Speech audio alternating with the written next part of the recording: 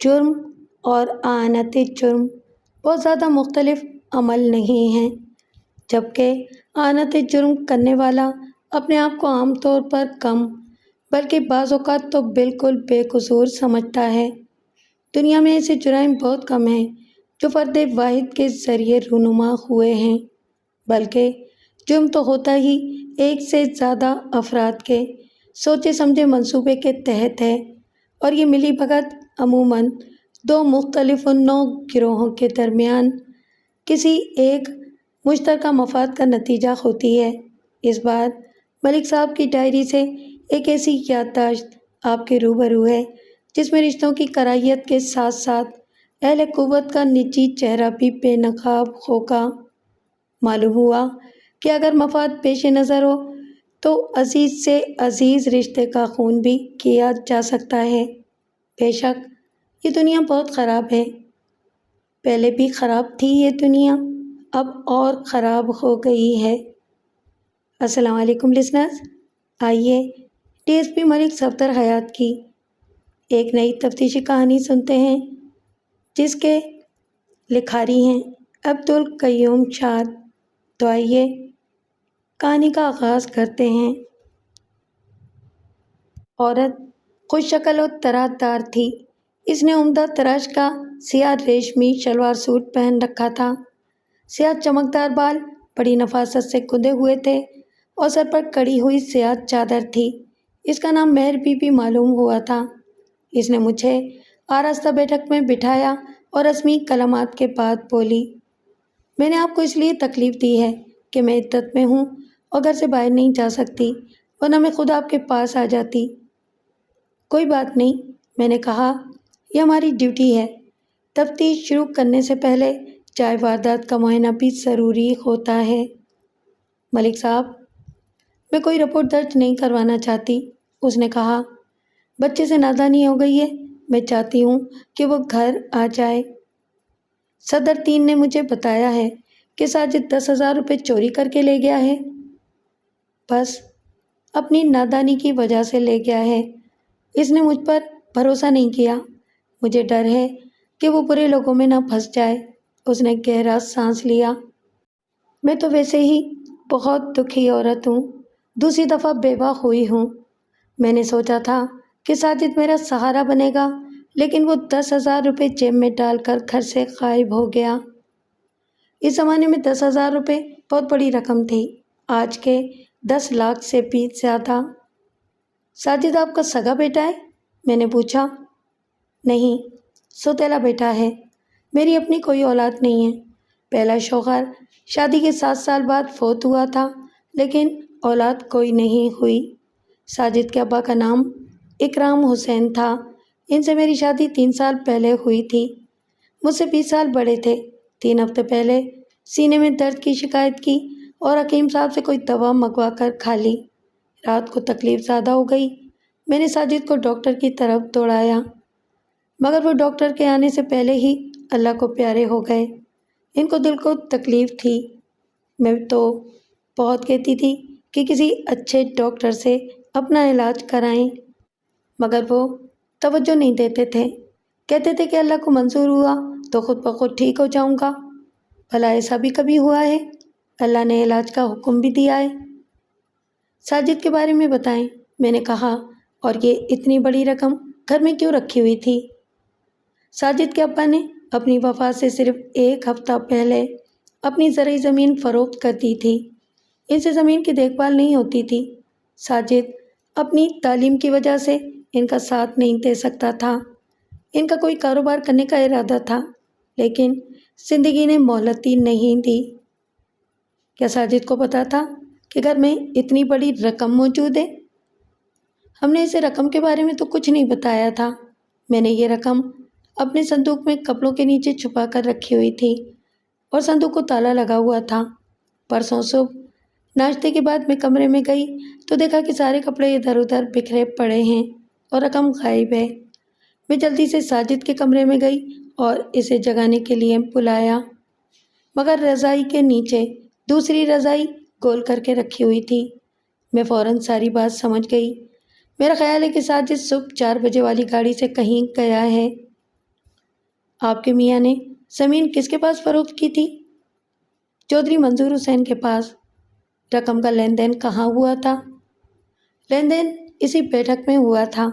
چودھری کے ساتھ اس کا بیٹا اقبال اور ایک دوسرا آدمی بھی تھا، اس کا نام مجھے معلوم نہیں۔ ساجد اس وقت گھر میں نہیں تھا۔ زمین کے کاغذات چودھری کے حوالے کرنے کے بعد میاں صاحب اندر آئے اور رقم میرے ہاتھ پر رکھتے ہوئے بولے، مہر بی بی، تمہاری دعا سے یہ کام بھی ختم ہوا، یہ پیسے سنبھال کر رکھ لو اور دعا کرو کہ کوئی موقع کی دکان مل جائے۔ وہ مجھ پر بہت بھروسہ کرتے تھے اور مجھ سے بہت خوش تھے۔ اکثر کہا کرتے تھے، مہر بی بی، تمہاری وجہ سے مجھے بڑا اطمینان ہو گیا ہے، میرے کندھوں سے بہت بڑا بوجھ اتر گیا ہے، اب میرا آرام سے دم نکلے گا۔ چودھری منظور کے بیٹے اقبال کی عمر کتنی ہے؟ یہی کوئی 20-21 سال۔ اسی لمحے سین کے دروازے پر دستک سنائی دی۔ مہر بی بی اٹھ کر باہر چلی گئی۔ لمحے بھر کے بعد کسی عورت کے بولنے کی آواز سنائی دی۔ میں نے آوازوں سے اندازہ لگایا کہ دونوں عورتیں باتیں کرتی ہوئی بیٹھک سے ملک کمرے میں چلی گئی تھیں۔ مہر بی بی نووارث خاتون کی باتیں سن کر حیرت کا اظہار کر رہی تھی۔ تھوڑی دیر بعد مہر بی بی نووارث خاتون کو لیے ہوئے بیٹھک میں آئی۔ خاتون نے گھونگھٹ نکال رکھا تھا اور جھجک رہی تھی۔ ملک صاحب، یہ ہماری پڑوسن ریحانہ بی بی ہے، مہر بی بی نے کہا۔ اس نے عجیب بات بتائی ہے، یہ کہتی ہے کہ چودھری منظور کا بیٹا اقبال اور شیخوں کی بیٹی رکشی بھی 3 دن سے غائب ہے۔ اچھا، میں نے تعجب سے کہا، کسی نے رپورٹ نہیں لکھوائی؟ لیکن ساجد کی روپوشی کا ان دونوں کی گمشدگی سے کیا تعلق ہے؟ ساجد اور اقبال آپس میں بہت گہرے دوست ہیں۔ میرا خیال ہے کہ یہ منصوبہ اقبال نے بنایا ہوگا۔ اسے معلوم تھا کہ ہمارے گھر میں رقم موجود ہے، ساجد نے اس کی باتوں میں آ کر رقم نکالی ہوگی۔ میں نے ریحانہ سے پوچھا، یہ اقبال اور رکشی کا کیا معاملہ ہے؟ کیا کوئی عشق وغیرہ کا چکر ہے؟ سنا تو یہی ہے۔ کیا سنا ہے؟ ذرا تفصیل سے بتائیں۔ اس نے بتایا کہ رکشی اور اقبال کا گھر قریب قریب تھا اور دونوں کا کافی عرصے سے آنکھ مٹکا چل رہا تھا۔ چودھری منصور کھاتا پیتا زمیندار تھا، مگر اس کا بیٹا اقبال زیادہ پڑھا لکھا نہیں تھا، 7-8 جماعتیں پڑھا ہوا تھا، جبکہ رکشی انٹر پاس تھی۔ اس کے باپ کا نام شیخ فیروز الدین تھا۔ اس کی پرچون کی دکان تھی اور مالی حالت اس کی بھی اچھی تھی۔ دونوں خاندانوں میں رکشی اور اقبال کے رشتے کی بات چیت بھی چلی، مگر بڑوں میں مفاہمت نہیں ہو سکی۔ ریحانہ بی بی نے بتایا کہ چودھری منظور نے جہیز میں دیگر چیزوں کے علاوہ 1-2 مربع زمین بھی طلب کی تھی۔ اس پر شیخ فیروز الدین نے کہا، اس ان پڑھ جٹ کے پتر کو یہ مطالبہ کرتے ہوئے شرم نہ آئی؟ وہ تو میری پڑھی لکھی اور سکڑ بیٹی کے لائق ہی نہیں ہے۔ اس طرح رشتہ طے نہ ہو سکا اور دونوں خاندانوں میں رنجش پیدا ہو گئی، لیکن رکشی اور اقبال کی محبت میں کوئی فرق نہ آیا۔ رکشی کے بھائی بہت غصے میں ہیں، ریحانہ نے بات ختم کرتے ہوئے کہا۔ وہ چھریاں چاقو تیز کر رہے ہیں اور کہتے ہیں کہ اقبال کو زندہ نہیں چھوڑیں گے۔ مہر بی بی نے کہا، وہ دونوں میرے بیٹے کے پیسے پر عیاشی کرتے تھے۔ ملک صاحب، آپ فوراً ساجد کا پتہ کروائیں اور اسے پکڑ کر یہاں لے آئیں۔ ہم رپورٹ درج کیے بغیر ساجد پر ہاتھ نہیں ڈال سکتے، میں نے کہا۔ آپ اس معاملے پر اچھی طرح غور کر لیں۔ وہ کچھ دیر سوچنے کے بعد بولی، آپ چوری کے بجائے گھر سے بھاگنے کی رپورٹ درج کر لیں، میں خرچہ دینے کے لیے تیار ہوں۔ میں دیکھتا ہوں کہ اس سلسلے میں کیا کیا جا سکتا ہے۔ آپ مجھے ساجد کے قریبی رشتہ داروں کے پتے بتا دیں، ایسے قریبی رشتہ داروں کے جہاں وہ بلا روک و ٹوک جا سکتا ہو۔ اس نے مجھے چند پتے لکھوا دیے، جن میں سے 2 پتے لاہور کے تھے۔ چودھری منظور حسین 55-56 سال کا قوی الجثہ شخص تھا۔ اگرچہ وہ زیادہ بڑا زمیندار نہیں تھا، لیکن اس کا رنگ ڈھنگ روایتی جاگیرداروں جیسا تھا۔ مجھے دیکھ کر وہ لمحے بھر کے لیے کچھ فکر مند سا ہوا، پھر روایتی خوش اخلاقی کا مظاہرہ کرتے ہوئے ہمیں سجی ہوئی بیٹھک میں لے گیا اور لسی پانی کا پوچھنے کے بعد بولا، خیر تو ہے سرکار، کوئی ڈھور ڈنگر چوری ہو گیا ہے یا کوئی بندہ قتل ہو گیا ہے؟ میرے ساتھ ایسا ہی بھی تھا۔ ہم دونوں صوفے پر بیٹھ گئے۔ میں نے کہا، چودھری، ہم آپ کے بیٹے اقبال سے ملنے آئے ہیں، ذرا اسے بیٹھک میں تو بلائیں۔ چودھری نے تیوری چڑھائی اور بولا، اقبال تو نہیں ہے، آپ مجھے بتائیں کام کیا ہے؟ کوئی خاص کام نہیں ہے، ہم صرف اس کی شکل دیکھنا چاہتے تھے۔ ویسے آپ کا بیٹا خیریت سے ہے نا؟ ملک صاحب، ذرا کھل کر بات کریں، معاملہ کیا ہے؟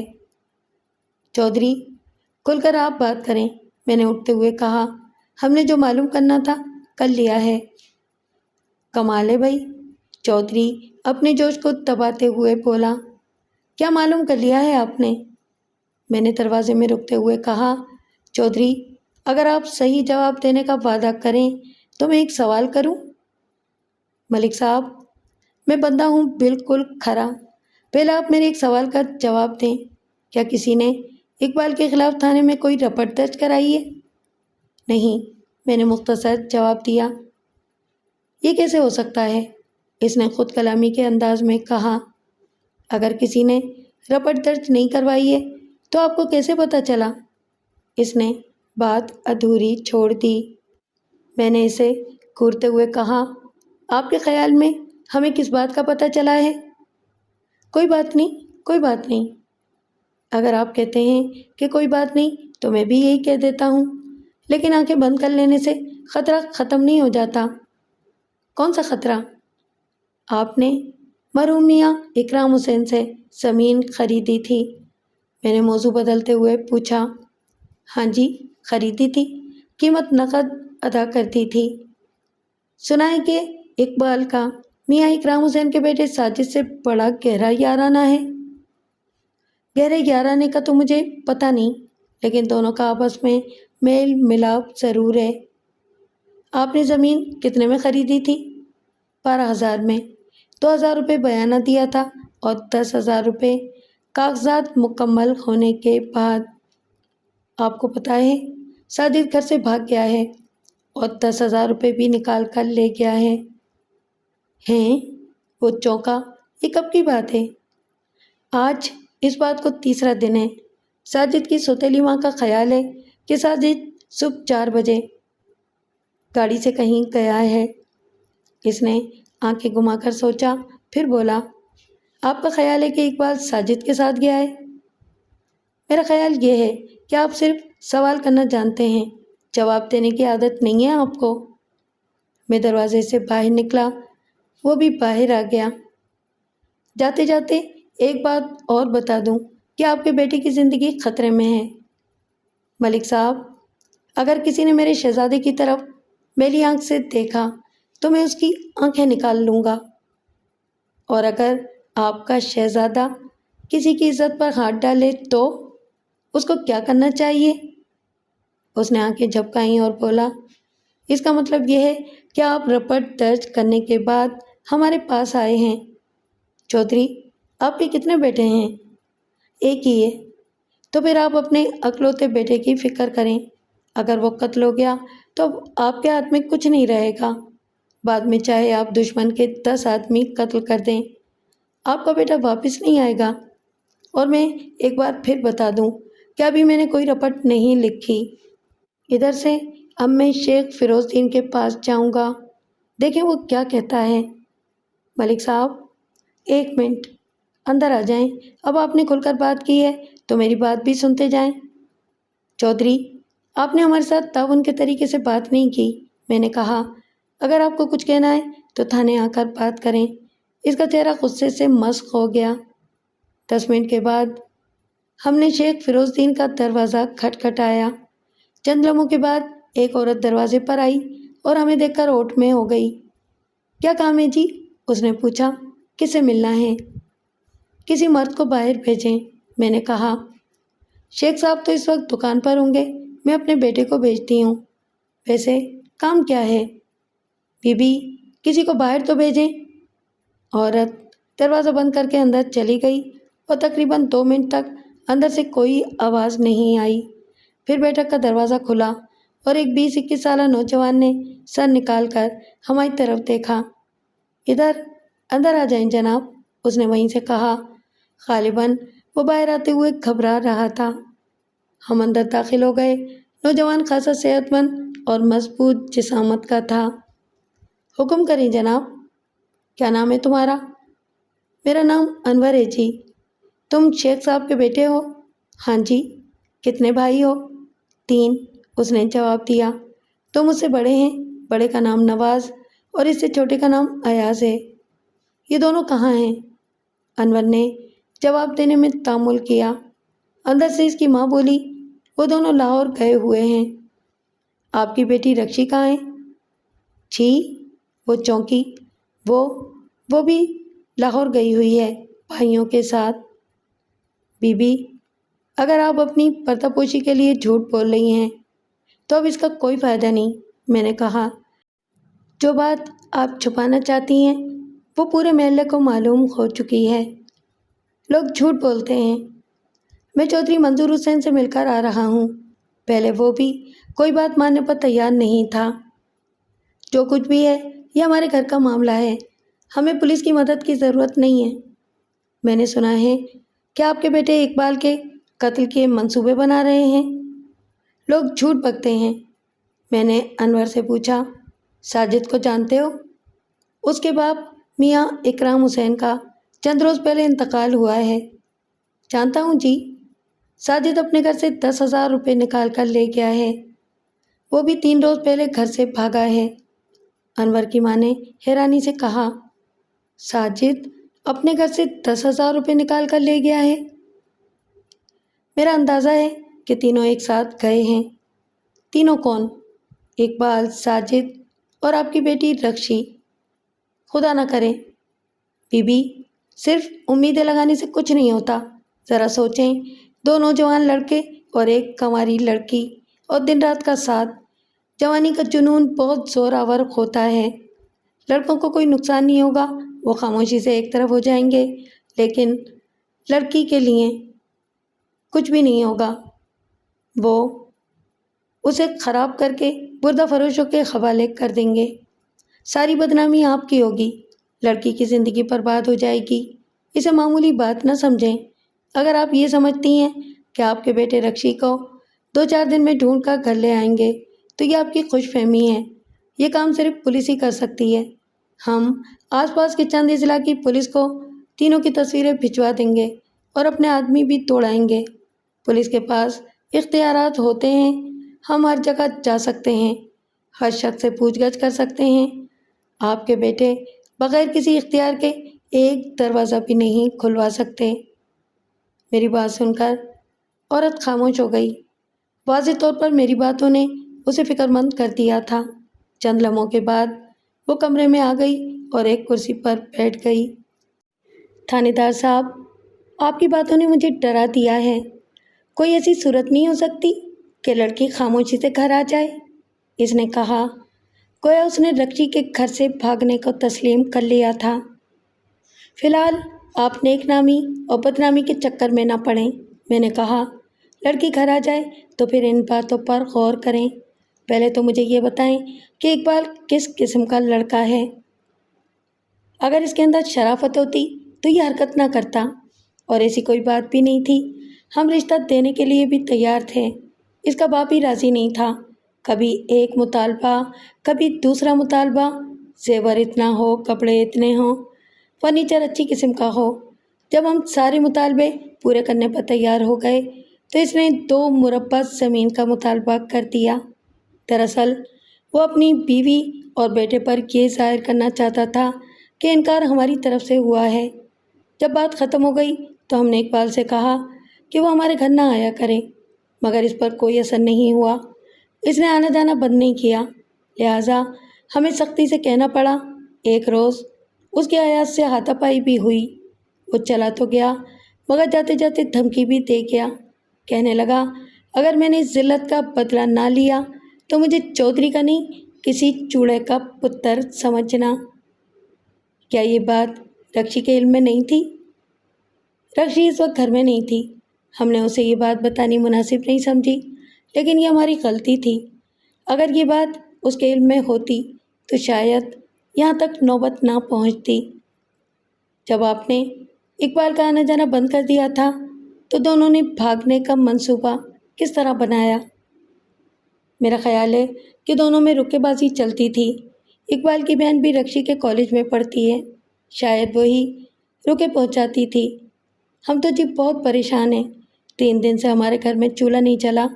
اس بے غیرت نے یہ نہ سوچا کہ اس کی اور بھی بہنیں ہیں۔ میرا خیال ہے کہ آپ کی بیٹی اپنی مرضی سے گئی ہے، اسے ورغلایا گیا ہے جی۔ 16-17 سال کی لڑکی کے اندر کوئی سوجھ بوجھ نہیں ہوتی۔ رکشی اپنے ساتھ کیا کچھ لے کر گئی ہے؟ اپنے کپڑے، زیور اور 50 روپے۔ رپورٹ درج کرانے کے بارے میں کیا خیال ہے؟ اسی لمحے اندرونی دروازہ کھلا اور ایک بھاری شخص جس کی عمر 50 سال کے لگ بھگ ہوگی بیٹھک میں داخل ہوا۔ اس کے چہرے پر فکر مندی پائی جاتی تھی۔ میں سمجھ گیا کہ وہ شیخ فیروز دین تھا۔ کیا بات ہے؟ کیا بات ہے؟ اس نے آتے ہی پوچھا۔ میں آپ کی بیٹی کے سلسلے میں آیا ہوں۔ ہماری بیٹی کو کچھ نہیں ہوا، وہ ٹھیک ٹھاک ہے، اس نے تیز تیز بولتے ہوئے کہا۔ ہمیں کوئی رپورٹ نہیں لکھانی، آپ ہمیں ہمارے حال پر چھوڑ دیں، آپ کی بڑی مہربانی ہوگی۔ بات تو سنیں، رکشی کی ماں اپنے شوہر کا ہاتھ پکڑتے ہوئے بولی۔ تھانے دار صاحب بتا رہے ہیں کہ میاں اکرام کا بیٹا ساجد بھی ان کے ساتھ ہے اور وہ گھر سے 10,000 روپے نکال کر لے گیا ہے۔ ان کا خیال ہے کہ دونوں لڑکوں کی نیت اچھی نہیں ہے، وہ ہماری بیٹی کی عزت لوٹ کر اسے بردہ فروشوں کے حوالے کر دیں گے۔ ہمیں فوراً کچھ کرنا چاہیے ورنہ ساری زندگی پچھتائیں گے۔ فیروز دین آہستہ آہستہ صوفے پر بیٹھ گیا اور خود کلامی کے انداز میں بولا۔ ساجد گھر سے 10,000 روپے نکال کر لے گیا ہے؟ میں تو سمجھا تھا کہ 2-4 دن میں پیسے ختم ہو جائیں گے تو دونوں دھکے کھا کر واپس آ جائیں گے۔ ٹھیک ہے تھانے دار صاحب، ہم رپورٹ لکھوانے پر تیار ہیں، پہلے تو آپ مجھے لڑکی کی ایک صاف سی تصویر لا دیں۔ میں نے کہا اگر اقبال کی کوئی تصویر ہو تو وہ بھی لے آئیں۔ رکشی کی ماں، جس کا نام بعد میں زبیدہ بیگم معلوم ہوا، اندر سے چند تصویریں لے آئی۔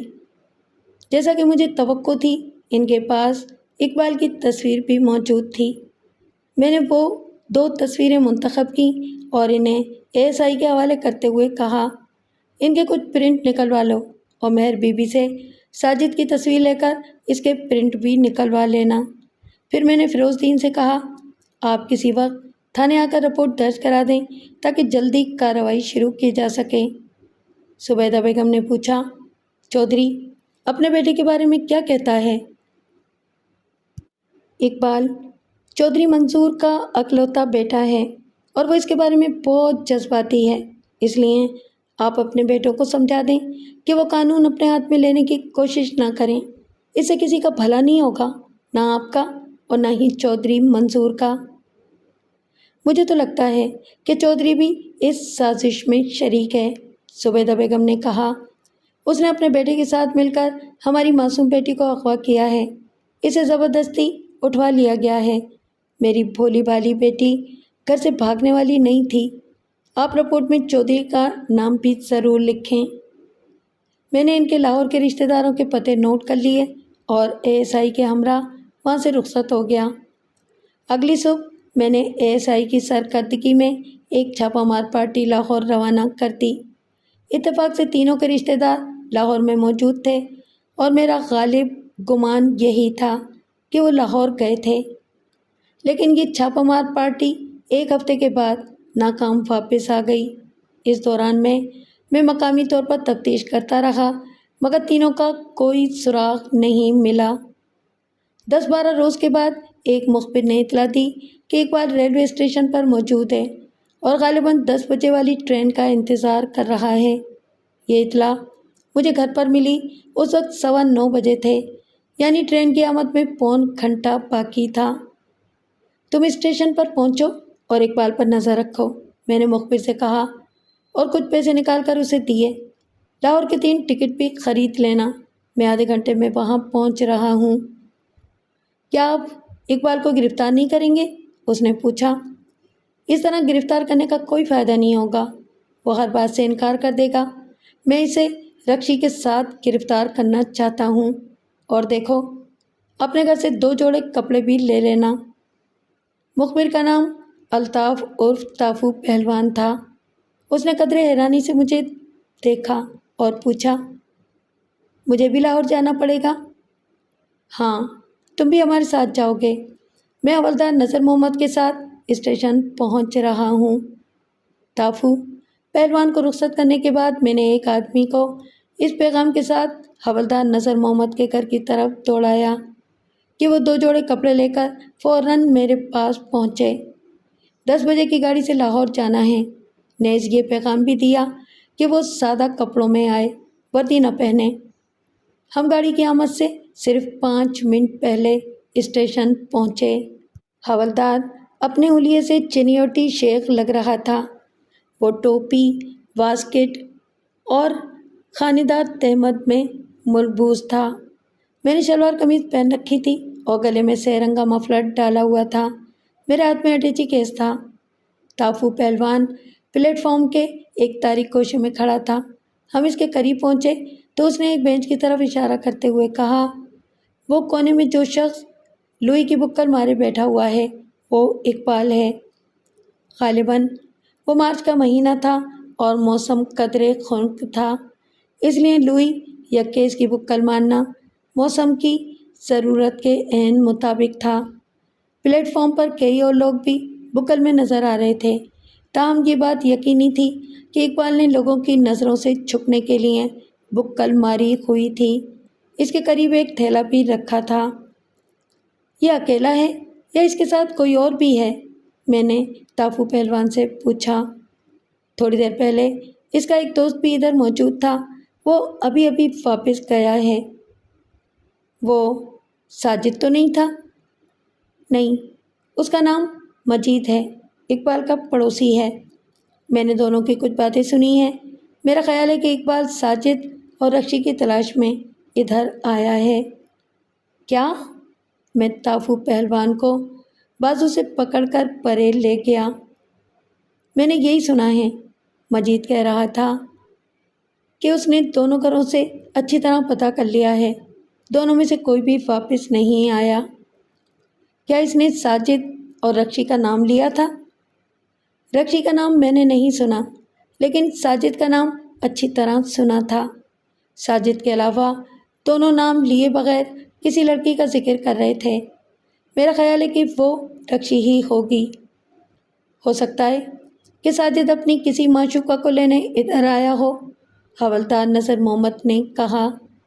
وہ خاموشی سے آیا ہوگا اور خاموشی سے واپس چلا گیا ہوگا، تافو پہلوان نے کہا۔ اقبال کی باتوں سے معلوم ہوتا ہے کہ یہ بہت پریشان ہے۔ یہ پھر کوئی دوسرا ہی چکر معلوم ہوتا ہے، میں نے حوالدار سے کہا۔ اتنے میں گاڑی کی آواز سنائی دی۔ تم اقبال کے ڈبے میں بیٹھنا، میں اور تافو تمہارے ساتھ والے ڈبے میں بیٹھیں گے۔ ٹھیک ہے جناب، اور سنو، اقبال کی نگرانی ضرور کرنا، مگر سیدھی آنکھوں سے اس کی طرف نہ دیکھنا۔ گاڑی پلیٹ فارم پہنچ گئی اور مسافروں میں ہلچل سی مچ گئی۔ ہر شخص فوراً گاڑی پر سوار ہونا چاہتا تھا کیونکہ وہاں صرف 2-3 منٹ کا اسٹاپ تھا۔ رات کے تقریباً 1:30 بجے ٹرین لاہور پہنچی۔ اقبال مسافروں کے درمیان چلتا ہوا باہر نکلا اور ٹانگوں کے قریب پہنچ کر رک گیا۔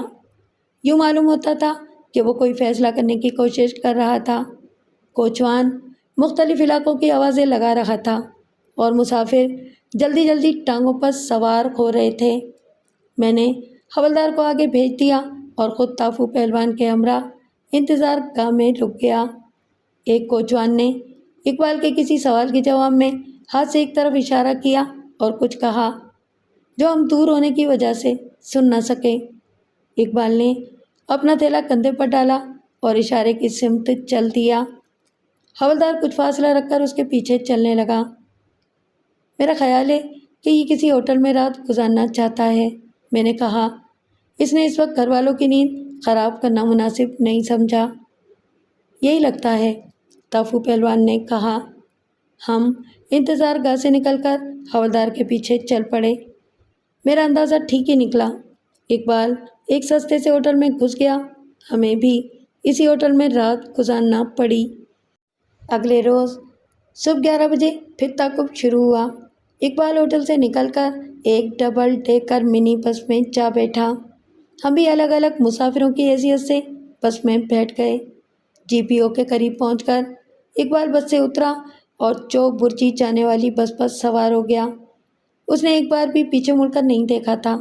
غالباً اس کے وہم و گمان میں بھی نہیں تھا کہ اس کا تعاقب کیا جا رہا تھا۔ چوک برجی پہنچ کر وہ بس سے اترا اور سڑک کراس کر کے ایک گلی میں داخل ہو گیا۔ میں نے تافو پہلوان سے کہا، اب تم اکیلے اس کے پیچھے جاؤ اور اس کا ٹھکانہ دیکھ کر واپس آ جاؤ۔ ہم یہیں بس اسٹاپ پر تمہارا انتظار کرتے ہیں۔ تافو پہلوان اقبال کے پیچھے روانہ ہو گیا۔ ہم ایک حلوائی کی دکان میں جا بیٹھے اور لسی کا آرڈر دیا۔ اس زمانے میں وہ علاقہ خاصا پسماندہ تھا۔ وہاں ایک منزلہ اور نیم پختہ مکانات بنے ہوئے تھے، یعنی وہ غریب اور متوسط طبقے کی بستی تھی۔ تافو پہلوان 10-12 منٹ کے بعد واپس آ گیا۔ ملک صاحب، مکان میں دیکھ آیا ہوں۔ تافو پہلوان لکڑی کے بینچ پر بیٹھتے ہوئے بولا۔ مکان میں کوئی عیالدار شخص رہتا ہے۔ دروازہ ایک 8-9 سالہ لڑکی نے کھولا تھا۔ اقبال کو کوئی شک تو نہیں ہوا؟ میں کچھ کہہ نہیں سکتا۔ دروازہ کھٹکھٹاتے وقت اقبال نے سرسری نظر سے میری طرف دیکھا تھا۔ میں سیدھا آگے نکل گیا اور گلی کے کونے تک گیا۔ جب دوبارہ مکان کے سامنے سے گزرا تو دروازہ تھوڑا سا کھلا ہوا تھا اور میرا خیال ہے کہ کوئی شخص باہر دیکھ رہا تھا۔ کوئی تمہارے پیچھے تو نہیں آیا؟ میں نے کسی کو پیچھے آتے ہوئے نہیں دیکھا۔ میرا ارادہ یہ تھا کہ مقامی پولیس کے تعاون سے مکان پر چھاپا ماروں گا، لیکن پہلوان کی بات نے مجھے شبے میں ڈال دیا۔ اگر اقبال کو شک ہو گیا تھا تو وہ وہاں سے غائب بھی ہو سکتا تھا۔ لہٰذا میں نے حلوائی کی لسی کے پیسے دیے اور اپنے ساتھیوں کے ہمراہ مذکورہ مکان پر پہنچ گیا۔ دروازے پر لگی ہوئی تختی پر سعد اللہ خان لکھا ہوا تھا۔ دروازہ ایک نوجوان عورت نے کھولا اور روڈ میں ہوتے ہوئے ہماری آمد کا مقصد پوچھا۔ خان صاحب ہیں گھر میں؟ میں نے پوچھا۔ کون سے خان صاحب؟ عورت نے پوچھا۔ سعد اللہ خان، یہ جن کا نام تختی پر لکھا ہوا ہے۔ یہ میرے سسر کا نام ہے۔ ان کا 2 سال پہلے انتقال ہو گیا۔ اچھا، بہت افسوس ہوا یہ سن کر۔ میں نے کہا، ہمیں اس بات کا علم نہیں تھا۔ اپنے میاں کو باہر بھیج دیں۔ آپ میرے میاں کو جانتے ہیں؟ عورت بڑی ہوشیار معلوم ہوتی تھی۔ اس بات کا مجھے بعد میں خیال آیا کہ وہ مجھے باتوں میں لگانا چاہتی تھی۔ بی بی، تمہارے میاں نے تمہیں یہ نہیں بتایا کہ مردوں سے زیادہ باتیں نہیں کرنی چاہیے؟ باتیں تو آپ زیادہ کر رہے ہیں اور میرا خیال ہے کہ آپ غلط دروازے پر آ گئے ہیں۔ آپ کو یہی نہیں پتہ کہ اس گھر میں رہتا کون ہے؟ سسر میرے اللہ کو پیارے ہو چکے ہیں۔ میاں صاحب اس وقت دکان پر ہوتے ہیں۔ یہ بات ہمارے ہر جاننے والے کو معلوم ہے۔ بی بی، ہم پردیسی ہیں۔ ہمارے گاؤں کے 2-3 آدمی ادھر ٹھہرے ہوئے ہیں۔ ہم ان سے ملنے آئے ہیں۔ کون سے 2-3 آدمی؟ 2 نوجوان ہیں۔ ان کے نام اقبال اور ساجد ہیں۔ تیسری ایک عورت ہے، اس کا نام رکشی ہے۔ یہاں ایسا کوئی آدمی نہیں ہے، اس نے کہا اور دروازہ بند کرنے لگی۔ میں نے دروازے میں پیر اڑا دیا۔ بی بی، میرا نام ملک صفدر حیات ہے اور میں تھانے دار ہوں۔ میں نے تہکوانہ لہجے میں کہا، ذرا ایک طرف ہو جاؤ، میں تمہارے گھر کی تلاشی لینا چاہتا ہوں۔ ایویں ہی، اس نے گھبرا کر کہا، اگر آپ نے دروازے میں قدم رکھا تو میں شور مچا دوں گی۔ بڑی اچھی بات ہے، میں نے دروازے میں قدم رکھتے ہوئے کہا، مچاؤ شور۔ میں بھی تمہارے پڑوسیوں سے بات کرنا چاہتا ہوں۔ ان کو ضرور پتہ ہوگا کہ یہاں کتنے مہمان ٹھہرے ہوئے تھے اور ان کی صورتیں کیسی تھیں۔ وہ دروازہ چھوڑ کر پیچھے ہو گئی اور اچانک مسکرانے لگی۔ وہ موٹے نقوش کی خوش شکل عورت تھی اور اس نے گہرے سرخ رنگ کی لپسٹک لگا رکھی تھی۔ عمر 30-32 سال کے قریب تھی۔ آپ واقعی تھانے دار ہیں؟ اس نے پوچھا۔ اصلی تے بڑا تھانے دار لگتے تو نہیں، تو پھر کیا لگتا ہوں؟ اس کے چہرے پر ہنسی کے آثار نمودار ہوئے۔ غالباً اس کی زبان پر کوئی مذاق خیز بات مچل رہی تھی۔ پھر وہ جواب دیے بغیر ہی ہنسنا شروع ہو گئی اور میں حیرت سے اس کا منہ تکنے لگا۔ اسے اس بات کی ذرا بھی پرواہ نہیں تھی کہ ایک غیر مرد اس کے سامنے کھڑا تھا۔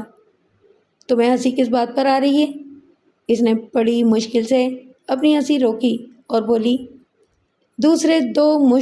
میرا مطلب ہے کہ دوسرے 2 مسافروں کو بھی اندر بلا لیں۔ غالباً وہ دوسرے 2 مشٹنڈوں کہتے کہتے رہ گئی تھی۔ سارا گھر کھلا پڑا ہے، اس نے مزید کہا۔ جو دیکھنا ہے دیکھ لیں اور میری جان چھوڑ دیں، یہ میرے بچے ہیں۔ دوسرے کمرے کے دروازے میں 2 بچے کھڑے تھے۔ ایک 8-9 سالہ لڑکی تھی اور دوسرا لڑکا تھا جو لڑکی سے 2-3 سال چھوٹا تھا۔ مکان میں 3 کمرے اور ایک چھوٹا سا صحن تھا۔ میں نے کچن سمیت تینوں کمرے دیکھ ڈالے۔ وہاں اور کوئی نہیں تھا اور وہ دیکھنا عبثی تھا کیونکہ صحن کا آگ بھی دروازہ صرف بھڑا ہوا تھا۔ اس کی کنڈی کھلی تھی۔ اگر کوئی اندر موجود تھا تو وہ اس دروازے سے باہر جا چکا تھا۔ ہو گئی تسلی؟ عورت نے پوچھا۔ میں نے اپنے ساتھیوں کو اندر بلا لیا کیونکہ عورت اس معاملے میں خاصی فراغ دل معلوم ہوتی تھی۔ ٹافو پہلوان، میں نے کہا، لگتا ہے کہ تم ہمیں غلط جگہ پر لے آئے ہو، ورنہ یہ بی بی جھوٹ کیوں بولتی؟ ہاں جی، بھلا مجھے کیا ضرورت تھی جھوٹ بولنے کی؟ عورت نے کہا، آپ کے پہلوان کی نظر ہی کمزور ہے۔ پہلوان آنکھیں جھپکا کر عورت کو گھورنے لگا۔ اتنے میں دونوں بچے دوبارہ دروازے میں نمودار ہوئے۔ یہی مکان ہے جی، پہلوان لڑکی کی طرف دیکھتے ہوئے بولا۔ اس کاکی نے دروازہ کھولا تھا۔ میں نے لڑکی کو قریب بلایا اور پوچھا، کیا نام ہے تمہارا؟ بالی، لڑکی نے جواب دیا۔ تھوڑی دیر پہلے تم نے کسی آدمی کے لیے دروازہ کھولا تھا؟ آہو جی، کھولا تھا، بالی نے اپنی ماں کی طرف دیکھتے ہوئے کہا۔ اب بتاؤ۔ میں نے عورت کی طرف دیکھا۔ تم کہتی ہو کہ یہاں کوئی بندہ ہی نہیں آیا؟ لو جی، اور سنو، میں نے کب کہا ہے کہ یہاں کوئی بندہ نہیں آیا؟ بندے کا تو آپ نے پوچھا ہی نہیں، اس نے ہاتھ لہرایا۔ آپ تو 3 مہمانوں کا پوچھ رہے تھے، اب آپ ایک بندے کی بات کر رہے ہیں۔ ہمیں اسی بندے کی تلاش ہے، کہاں ہے وہ؟ ہوگا کہیں، مجھے کیا پتا، میں نے کوئی بندوں کا ٹھیکہ لیا ہوا ہے؟ مجھے تو اس شریف آدمی کا نام بھی معلوم نہیں ہے۔ اس نے دروازہ کھٹکھٹایا اور کہا کہ اس کے پیچھے ایک کنڈا لگا ہوا ہے۔ میں نے کہا، کنڈا پیچھے لگا ہوا ہے تو میں کیا کروں؟ وہ اندر ہی گھس آیا اور بولا، میں پچھلے دروازے سے نکل جاؤں گا، آپ کوئی فکر نہ کریں۔ میں نے کہا، جا، پھر نکل جا، فکر میری جوتی کرے، مجھے کیا ضرورت ہے فکر کرنے کی؟ وہ کمال کی عورت تھی، اس کے چہرے پر ذرا بھی گھبراہٹ نہیں تھی۔ یہ اندازہ لگانا مشکل تھا کہ وہ سچ بول رہی تھی یا جھوٹ۔ تمہارے آدمی کا کیا نام ہے؟ میں نے پوچھا۔ ظہور احمد۔ آپ کو اس سے کیا کام ہے؟ میں اس کو شاباش دینا چاہتا ہوں۔ کس بات کی شاباش؟ اس نے کون سا کدو میں تیر مار لیا ہے؟ وہ تمہاری جیسی تھانے دار عورت کے ساتھ نباہ کر رہا ہے۔ نباہ میں کر رہی ہوں، وہ کیا نباہ کرے گا؟ وہ کام کیا کرتا ہے؟ جائیداد کی دلالی کرتا ہے۔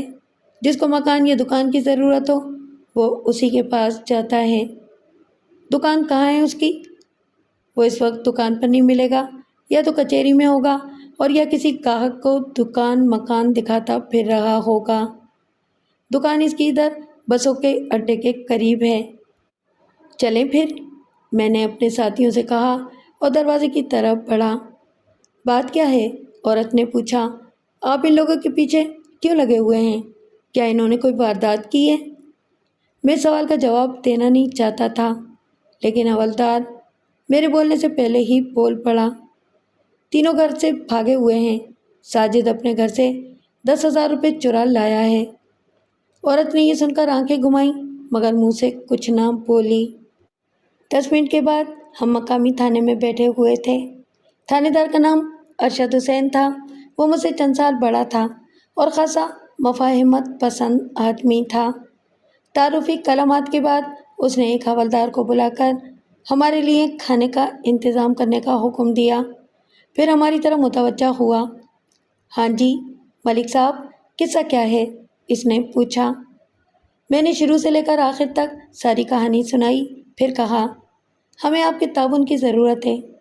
حکم کریں، کس قسم کے تعاون کی ضرورت ہے آپ کو؟ میں نے کہا، یہ تو طے شدہ بات ہے کہ اقبال اسی علاقے میں رہ رہا ہے۔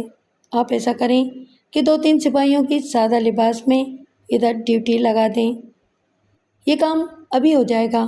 آپ مجھے تینوں کی تصویریں دے دیں۔ میں نے جیب سے تصویریں نکال کر اس کے سامنے رکھ دیں۔ اس نے تصویروں کا جائزہ لینے کے بعد ایک ASI کو بلایا اور اسے مختصر بات بتانے کے بعد کہا، یہ تصویریں رکھ لو اور 3 ہوشیار آدمی ادھر گلیوں میں پھیلا دو۔ ان سے کہو کہ ان تینوں میں سے جو بھی آدمی نظر آئے اسے پکڑ کر تھانے لے آئیں۔ آدمی وردی میں ہوں یا سادہ لباس میں؟ ASI نے تصویروں کا جائزہ لیتے ہوئے پوچھا۔ سادہ لباس میں، SHO نے کہا۔ اور ایک کام اور کرو، ادھر ظہور احمد نامی ایک پراپرٹی ایجنٹ ہے، اس کا بھی پتہ کرو، ملک صاحب اس سے ملنا چاہتے ہیں۔ یہ وہی ظہور احمد تو نہیں جس کی بس اسٹاپ کے پاس دکان ہے؟ ظہور پراپرٹی ڈیلر؟ ہاں ہاں وہی، میں نے جواب دیا۔ ہم اس کی دکان سے ہو کر آ رہے ہیں، اس وقت وہ دکان پر موجود نہیں تھا۔ میں پتہ کروا لیتا ہوں، ASI نے کہا۔ اس معاملے کو روزنامے میں درج کر لینا، ارشد حسین نے کہا اور میری طرف متوجہ ہوا۔ ملک صاحب، آپ کہتے ہیں کہ لڑکی اقبال سے عشق کرتی ہے، لیکن اقبال تو اکیلا پھر رہا ہے، بلکہ وہ اس کی تلاش میں ہے۔ کیا بات ہے؟ کیا ان دونوں میں انبن ہو گئی ہے؟ اقبال ساجد کی تلاش میں واپس گیا تھا، میں نے کہا۔ اس نے ریلوے اسٹیشن پر اپنے دوست سے جو بات چیت کی تھی، اس میں کسی لڑکی کا ذکر بھی تھا، لیکن پہلوان کا کہنا ہے کہ انہوں نے لڑکی کا نام نہیں لیا تھا۔ اقبال اور رکشی ساجد کے پیسے کے سہارے گھر سے بھاگے تھے، اور میرا خیال ہے کہ ساجد اسی وجہ سے غائب ہوا ہے۔ اس نے سوچا ہوگا کہ وہ ان دونوں پر اپنا پیسہ کیوں خرچ کرے۔ یہ بھی ممکن ہے، SHO نے کہا۔ فی الحال آپ کھانا وانا کھائیں اور لاہور کی سیر کریں، ہوٹل سے اپنا سامان بھی لے آئیں، آپ کی رہائش کا انتظام بھی ہو جائے گا۔ اگر یہ بھگوڑے اسی علاقے میں ٹھہرے ہوئے ہیں تو کل تک ان کا سراغ مل جائے گا۔ ہم ہوٹل سے اپنا سامان لے آئے اور تھانے کے اس رہائشی کوارٹر میں منتقل ہو گئے جس کا انتظام ارشد حسین نے کیا تھا۔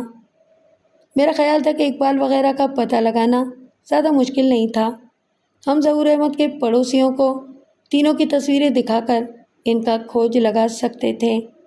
اس زمانے میں آبادی اتنی زیادہ نہیں تھی اور لوگ نئے آنے جانے والوں پر نظر رکھتے تھے۔ اگلے روز الگ صبح ایک سپاہی بڑی عجلت میں ہمارے پاس پہنچا اور بولا، ملک صاحب جلدی سے چلیں، انچارج صاحب نے آپ کو بلایا ہے۔ اس وقت ہم ناشتہ کر رہے تھے۔ کیا بات ہے؟ حوالدار نے پوچھا۔ بڑے گھبرائے ہوئے ہو؟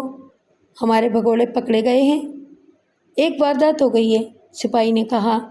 انچارج صاحب تیار کھڑے ہیں، صرف آپ کا انتظار ہے۔ ہم نے ناشتہ ادھورا چھوڑا اور جلدی سے تیار ہو کر تھانے پہنچ گئے۔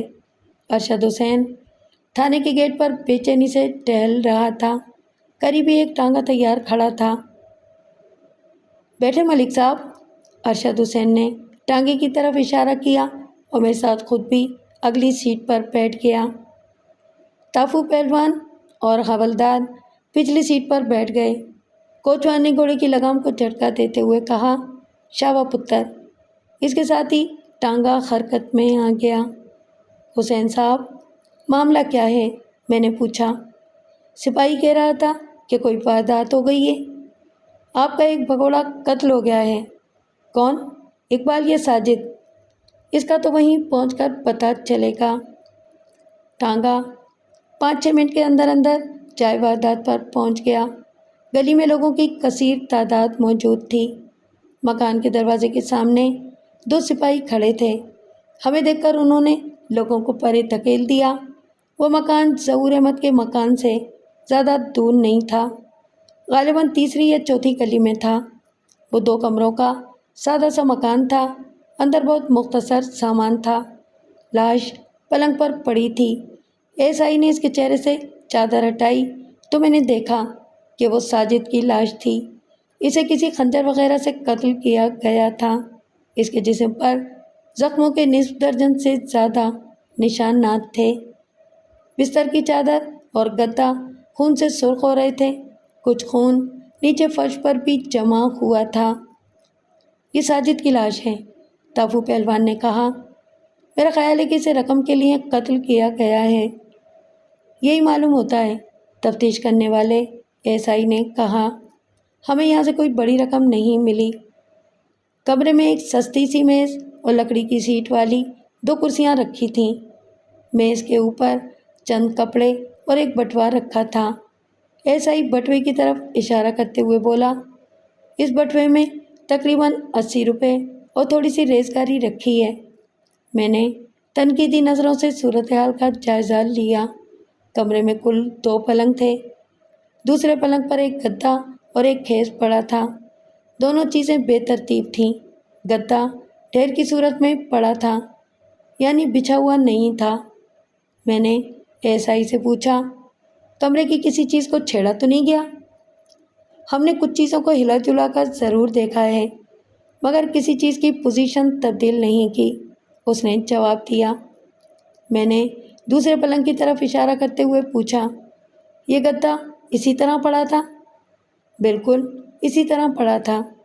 میرا خیال ہے کہ مقتول اکیلا تھا، لیکن میرا خیال اس سے مختلف تھا۔ لاش والا پلنگ 4 فٹ سے کچھ زیادہ چوڑا تھا اور اس کے سرانے کی طرف 2 تکیے رکھے تھے، جس کا مطلب یہ تھا کہ اس پلنگ پر ایک ہستی اور بھی تھی۔ اور کیا وہ دوسری ہستی رکشی تھی؟ اگر جواب اثبات میں تھا تو غالب گمان یہ تھا کہ وہ قتل رقابت کا نتیجہ تھا، تاہم رقم کی گمشدگی کو بھی نظر انداز نہیں کیا جا سکتا تھا۔ ملک صاحب کیا سوچ رہے ہیں؟ ارشد حسین نے پوچھا۔ میں اس دوسرے تکیے کے بارے میں سوچ رہا ہوں۔ جی؟ وہ قدرے چونکا۔ کیا آپ یہ کہنا چاہتے ہیں کہ وہ لڑکی بھی اسی مکان میں تھی؟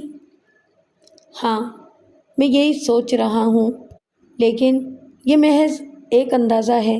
میں نے کہا، کیا آپ نے یہی نہیں کہا تھا کہ لڑکی اقبال سے محبت کرتی تھی؟ سنا تو یہی تھا، ہو سکتا ہے کہ اس نے وفاداری تبدیل کر دی ہو۔ ویسے یہ سب کچھ محض ڈرامہ بھی ہو سکتا ہے۔ عین ممکن ہے کہ اقبال اور رکشی نے ملی بھگت سے ساجد کو قتل کیا ہو، رقم ہتھیانے کے لیے۔ ایسی صورت میں یہاں دوسرا تکیہ نہ ہوتا۔ ارشد حسین نے میری ذہانت کو چیک کیا۔ وہاں تھانے دار بمقابلہ تھانے دار بات چیت ہو رہی تھی۔ اگر دونوں منصوبہ بندی سے قتل کرتے تو اپنی موجودگی کا کوئی نشان نہ چھوڑتے۔ یہ بے وفائی اور انتقام والی تھیوری زیادہ موزوں معلوم ہوتی ہے۔ یہ خنجر کے پے در پہ وار ظاہر کرتے ہیں کہ قاتل خاصا مشتعل تھا۔ وہ صرف قتل نہیں کر رہا تھا، بلکہ انتقام کی آگ بھی سرد کر رہا تھا۔ اس نے تھوڑا سا توقف کیا اور پھر بات جاری رکھتے ہوئے بولا، اس تھیوری کو اس بات سے بھی تقویت ملتی ہے کہ اقبال ساجد اور ایک لڑکی کو تلاش کرتا پھر رہا تھا۔ وہ لڑکی رکشی کے سوا اور کوئی نہیں ہو سکتی۔ بات تو آپ کی ٹھیک معلوم ہوتی ہے، میں نے کہا، مگر سوال یہ پیدا ہوتا ہے کہ اقبال نے رکشی کو کیوں چھوڑ دیا؟ اس قسم کے انتقام میں دونوں کو ختم کیا جاتا ہے۔ دوسری بات یہ ہے کہ اگر رکشی یہاں موجود تھی تو اس نے شور کیوں نہیں مچایا؟ اور تیسری بات یہ ہے کہ وہ ہے کہاں؟ یہ ساری باتیں تفتیش کے بعد سامنے آئیں گی۔ مجھے یقین ہے کہ لڑکی رقم لے کر فرار ہو گئی ہے۔ ان قیاس آرائیوں کے بعد ہم اس مکان میں عورت کی موجودگی کا کوئی نشان تلاش کرنے لگے۔ مکان کے اندر جو مختصر سا سامان موجود تھا وہ سب نیا تھا۔ پلنگ، بستر، میز، کرسیاں، برتن، مٹی کے تیل کا اسٹو اور بالٹیاں وغیرہ وغیرہ۔ ارشد حسین باہر جا کر پڑوسیوں سے پوچھ گچھ کرنے لگا۔ میں پورے مکان کا جائزہ لینے کے بعد دوبارہ پلنگ کے پاس جا کر بستر کا معائنہ کرنے لگا۔ مجھے خیال آیا کہ دونوں تکیوں کو سونگھ کر دیکھنا چاہیے۔ ممکن ہے کہ بو سے اندازہ ہو جائے کہ ایک تکیے پر مرد کا سر اور دوسرے پر عورت کا سر تھا، لیکن جیسے ہی میں سونگھنے کے لیے جھکا، میری نظر ایک ایسی چیز پر پڑی جس کو دیکھ کر سونگھنے کی ضرورت باقی نہیں رہی۔ وہ سیاہ رنگ کا ایک بال تھا جو تکیے کے کنارے سے چپکا ہوا تھا۔ میں نے اسے پکڑ کر کھینچا تو وہ نکلتا ہی چلا آیا۔ خاصا لمبا بال تھا، 1 فٹ سے زیادہ معلوم ہوتا تھا۔ میں نے ایس آئی کی نظر بچا کر اسے انگلی پر لپیٹا اور کچن میں جا کر اسے ماچس کی ایک ڈبیا میں رکھ لیا۔ اس بال کا مطلب یہ تھا کہ رات کو بستر پر رکشی موجود تھی، گویا اس نے اقبال سے بے وفائی کر کے ساجد سے آشنائی کر لی تھی۔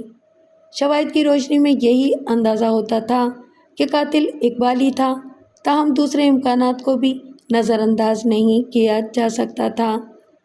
میں دوبارہ کمرے میں گیا اور ایس آئی کی اجازت سے مقتول ساجد علی کا بٹوہ چیک کرنے لگا۔ بٹوے کے اندر سے نقدی کے علاوہ فلم کے 2 ٹکٹ بھی برآمد ہوئے۔ وہ دوسرے شو کے ٹکٹ تھے۔ یہ اس بات کا دوسرا ثبوت تھا کہ رکشی ساجد کے ساتھ وہاں رہ رہی تھی۔ تھوڑی دیر کے بعد ایس ایچ او ارشد حسین واپس آیا اور بولا، ملک صاحب، ساری بات کھل گئی ہے۔ پڑوسیوں نے بتایا ہے کہ ساجد اور رکشی میاں بیوی کی حیثیت سے یہاں رہ رہے تھے۔ انہوں نے 1 ہفتہ پہلے یہ مکان کرائے پر لیا تھا۔ اس کی بات سن کر مجھے ظہور احمد کا خیال آ گیا۔ وہ جائیداد کا کام کرتا تھا۔ ساجد نے غالباً اسی کی معرفت مکان کرائے پر لیا تھا۔ میں ظہور احمد سے ملنا چاہتا ہوں، میں نے کہا۔ میرا خیال ہے کہ اس سے ہمیں کچھ معلومات حاصل ہو سکتی ہیں۔ میں تو اس وقت آپ کے ساتھ نہیں جا سکوں گا، ارشد حسین نے کہا۔ آپ ایسا کریں کہ ایک سپاہی کو ساتھ لے جائیں اور اگر ضرورت پڑے تو ظہور احمد کو تھانے لے آئیں۔ میں نے حوالدار اور پہلوان کو وہیں پر چھوڑا اور سپاہی کے ہمراہ ظہور احمد کے مکان پر پہنچ گیا۔ اس وقت صبح کے 7 بجے تھے۔ ظہور احمد گھر پر ہی تھا۔ وہ دھوتی اور بنیان میں ملبوس تھا اور خاصا قوی الجثہ آدمی تھا۔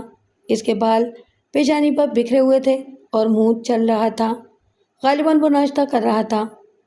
حکم کرو جناب، اس نے ہاتھ کی پشت سے منہ پوچھتے ہوئے کہا۔ سپاہی نے میرا تعارف کرایا۔ اس نے تعارف کا کوئی اثر نہیں لیا، بولا، میں ذرا جلدی میں ہوں، ایک پارٹی کو 8 بجے کا وقت دیا ہوا ہے، آپ جو کچھ پوچھنا چاہتے ہیں جلدی پوچھ لیں۔ میں نے سخت لہجے میں کہا، اپنے گھر میں بیٹھ کر بات کرنا پسند کرو گے یا تھانے میں؟ وہ کیوں جی، کیا کوئی قتل کا کیس بن گیا ہے؟ ہاں، قتل کا کیس ہے۔ لاش اس مکان میں پڑی ہے جو تم نے چند ہفتے پہلے ایک شخص کو کرائے پر لے کر دیا تھا۔ مروا دیا؟ اس نے ہمارے داخل ہونے کے لیے دروازہ کھول دیا۔ اندر لنگاؤ۔ اس کی بیوی جو اندرونی دروازے میں کھڑی تھی مجھے دیکھ کر بولی، تسی پھر آ گئے ہو؟ وہ گزشتہ روز کی طرح نقصق سے بڑی درست نظر آ رہی تھی۔ آنکھوں میں کاجل اور ہونٹوں پر تازہ تازہ لپسٹک بھی موجود تھی۔ میں سوچنے لگا کہ اس کا شوہر تو کام پر چلا جاتا تھا، یہ کس کے لیے بن سنور کر بیٹھتی ہے؟ تم ان کو کیسے جانتی ہو کوثر؟ ظہور نے اپنی بیوی سے پوچھا۔ یہ کل بھی آئے تھے، تم نے مجھے بتایا کیوں نہیں؟ بتایا کیوں نہیں؟ کوثر نے منہ بگاڑ کر شوہر کی نقل اتاری۔ رات کو گھر کتنے بجے آئے تھے تم؟ اچھا چل اندر۔ ظہور نے اپنی بیوی کو اندر دھکیل دیا اور دروازہ بند کر کے ہماری طرف مڑا۔ بیٹھو جناب، کیا حکم ہے؟ تم نے چند ہفتے پہلے ساجد نامی ایک نوجوان کو مکان کرائے پر لے کر دیا تھا، میں نے صوفے پر بیٹھنے کے بعد پوچھا۔ میرا کام یہی ہے، میرے پاس کئی لوگ آتے جاتے ہیں، ظہور احمد نے کہا۔ ظہور احمد، میں ساجد کی بات کر رہا ہوں۔ اس کے ساتھ رکشی نامی ایک لڑکی بھی تھی اور غالباً اقبال نامی ایک نوجوان بھی تھا۔ اقبال کل صبح تمہارے گھر بھی آیا تھا۔ یہ سنتے ہی اس نے غیر ارادی طور پر بند دروازے کی طرف دیکھا۔ غالباً وہ یہ جاننا چاہتا تھا کہ اس کی بیوی نے اقبال کے بارے میں ہمیں کیا بتایا تھا۔ ملک صاحب، بات یہ ہے کہ بعض گاہک کام کروانے سے پہلے رازداری کا وعدہ لیتے ہیں، اس نے تامل کرتے ہوئے کہا، اور ہمیں یہ وعدہ نبھانا پڑتا ہے ورنہ ہماری ساکھ ختم ہو جائے۔ جس نے تم سے وعدہ لیا تھا وہ تو ختم ہو چکا ہے، اس کی لاش خون میں لت پت پڑی ہے۔ آپ ساجد کی بات کر رہے ہیں؟ ہاں، میں ساجد کی بات کر رہا ہوں، اور اس قتل میں تمہاری پوزیشن بھی صاف نہیں ہے۔ میری پوزیشن؟ کل تقریباً 11:30 بجے اقبال تمہارے گھر آیا تھا۔ تمہاری بیوی نے ہمیں باتوں میں لگائے رکھا اور اسے نکل جانے کا موقع دیا۔ اس سے یہ ثابت ہوتا ہے کہ تم اور تمہاری بیوی اقبال سے ملے ہوئے ہو، اس لیے بہتر یہی ہے کہ اول سے آخر تک ساری بات بتا دو۔ اس نے ایک بار پھر دروازے کی طرف دیکھا، بولا، اگر آپ اجازت دیں تو میں اپنی بیوی سے بات کر لوں۔ بیوی تمہیں کچھ نہیں بتائے گی، تم سارے دن باہر جھک مارتے رہتے ہو اور وہ بن سنور کر گھر میں راج کرتی ہے۔ اس نے گہرا سانس لیا اور کچھ دیر سوچ میں ڈوبا رہا، پھر بتایا کہ ساجد سے اس کے پرانے مراسم تھے۔ وہ اس کے والد میاں اکرام حسین کو بھی جانتا تھا۔ باپ کی وفات کے چند روز بعد ساجد اس کے پاس آیا اور کہا کہ وہ لاہور میں کوئی کاروبار کرنا چاہتا ہے۔ یہاں کاروبار تو بہت ہیں لیکن اس کے لیے پیسہ چاہیے، ظہور احمد نے جواب دیا۔ پراپرٹی کا کاروبار کرنا چاہتے ہو تو میرے ساتھ شراکت کر لو۔ پیسوں کا انتظام تو ہو جائے گا، ساجد نے کہا، لیکن میں اکیلا کام کرنا چاہتا ہوں، شراکت میں ہمیشہ گڑبڑ ہو جاتی ہے۔ جیسے تمہاری مرضی، کام کیا کرو گے؟ پہلے تو رہائش کا انتظام کرنا چاہتا ہوں، کاروبار کے بارے میں بعد میں فیصلہ کریں گے۔ مکان خریدو گے یا کرائے پر لوگے؟ فی الحال کرائے کا مکان ہی ٹھیک رہے گا۔ ظہور نے بتایا کہ اس نے ساجد کو 3-4 مکان دکھائے، جن میں سے اس نے 2 کمروں کا ایک مکان پسند کیا جس کا کرایہ 40 روپے ماہوار تھا۔ اس نے 2 مہینے کا کرایہ ادا کیا اور چند روز میں واپس آنے کا وعدہ کر کے رخصت ہو گیا۔ تقریباً 9-10 روز بعد وہ ایک برقع پوش لڑکی کے ہمراہ ظہور کی دکان پر پہنچا اور لڑکی کو اپنی بیوی بتایا۔ ظہور دونوں کو ٹانگے میں بٹھا کر اپنے گھر لے گیا۔ ساجد نے لڑکی کا نام رکشی بتایا تھا۔ ظہور کی بیوی کوثر نے رکشی کو دیکھ کر تیوری چڑھائی اور شوہر کو ایک طرف لے جا کر بولی، یہ اس لڑکی کو کہیں سے بھگا کر لایا ہے، اس کے طور طریقے بیویوں جیسے نہیں لگتے۔ میرا بھی یہی خیال ہے، ظہور نے کہا، لیکن ابھی اس مسئلے کو نہیں چھیڑو، رات کو بات کریں گے۔ پر ہمیں اس پھڈے میں پڑنے کی کیا ضرورت ہے؟ کوثر نے کہا، ان کو یہاں سے چلتا کرو۔ ہم نے کون سا ساری عمر کا اسٹامپ لکھ دیا ہے؟ اس نے ادھر مکان کرائے پر لیا ہوا ہے، کل میں ساجد سے کہوں گا کہ اپنے مکان میں سامان ڈلوائے اور ادھر چلا جائے۔ یہ یہاں کاروبار کرنا چاہتا ہے۔ غالباً ظہور کو یہ بات معلوم ہو چکی تھی کہ ساجد موٹی رقم ساتھ لایا ہے اور وہ اس سے فائدہ اٹھانا چاہتا تھا۔ اس نے اپنی بیوی کو تاکید کی کہ دونوں کے کھانے پینے کا بندوبست کرے اور کوئی بدمزگی پیدا نہ ہونے دے۔ جب وہ واپس جانے لگا تو ساجد نے اسے ایک طرف لے جا کر کہا، ظہور بھائی، ہمارا کسی سے ذکر نہ کریں۔ ظہور نے ہنس کر کہا، مجھے کسی سے ذکر کرنے کی کیا ضرورت ہے، اور یہاں تمہیں کون جانتا ہے؟ بس ذرا احتیاط کے طور پر کہا ہے۔ ظہور دکان پر پہنچا تو وہاں ایک نوجوان کو اپنا منتظر پایا۔ حکم کرو سجنوں، اس نے کہا، کوئی جائیداد وغیرہ کا معاملہ ہے؟ میں ساجد کا دوست ہوں، نوجوان نے کہا، اقبال چودھری میرا نام ہے، کل رات اس نے آپ کا ذکر کیا تھا۔ ظہور نے ساجد کے بارے میں بتانے کا ارادہ کیا، پھر اسے خیال آیا کہ شاید ساجد نے اسی شخص کی وجہ سے رازداری کی تاکید کی تھی۔ آپ کون سے ساجد کی بات کر رہے ہیں؟ اس نے انجان بنتے ہوئے پوچھا۔ اقبال نے ساجد کا حلیہ وغیرہ بتایا، پھر کہا، اس کے ساتھ میری بیوی بھی ہے۔ آپ کی بیوی؟ ظہور احمد چونکا۔ آپ کی بیوی اس کے ساتھ کیوں ہے؟ اقبال نے تامل کرتے ہوئے کہا، دراصل بات یہ ہے کہ کل رات کو میرا اپنی بیوی سے جھگڑا ہو گیا تھا۔ ہم تینوں ادھر ہوٹل میں ٹھہرے ہوئے تھے، ہم لوگ سیر و تفریح کرنے ادھر آئے ہیں۔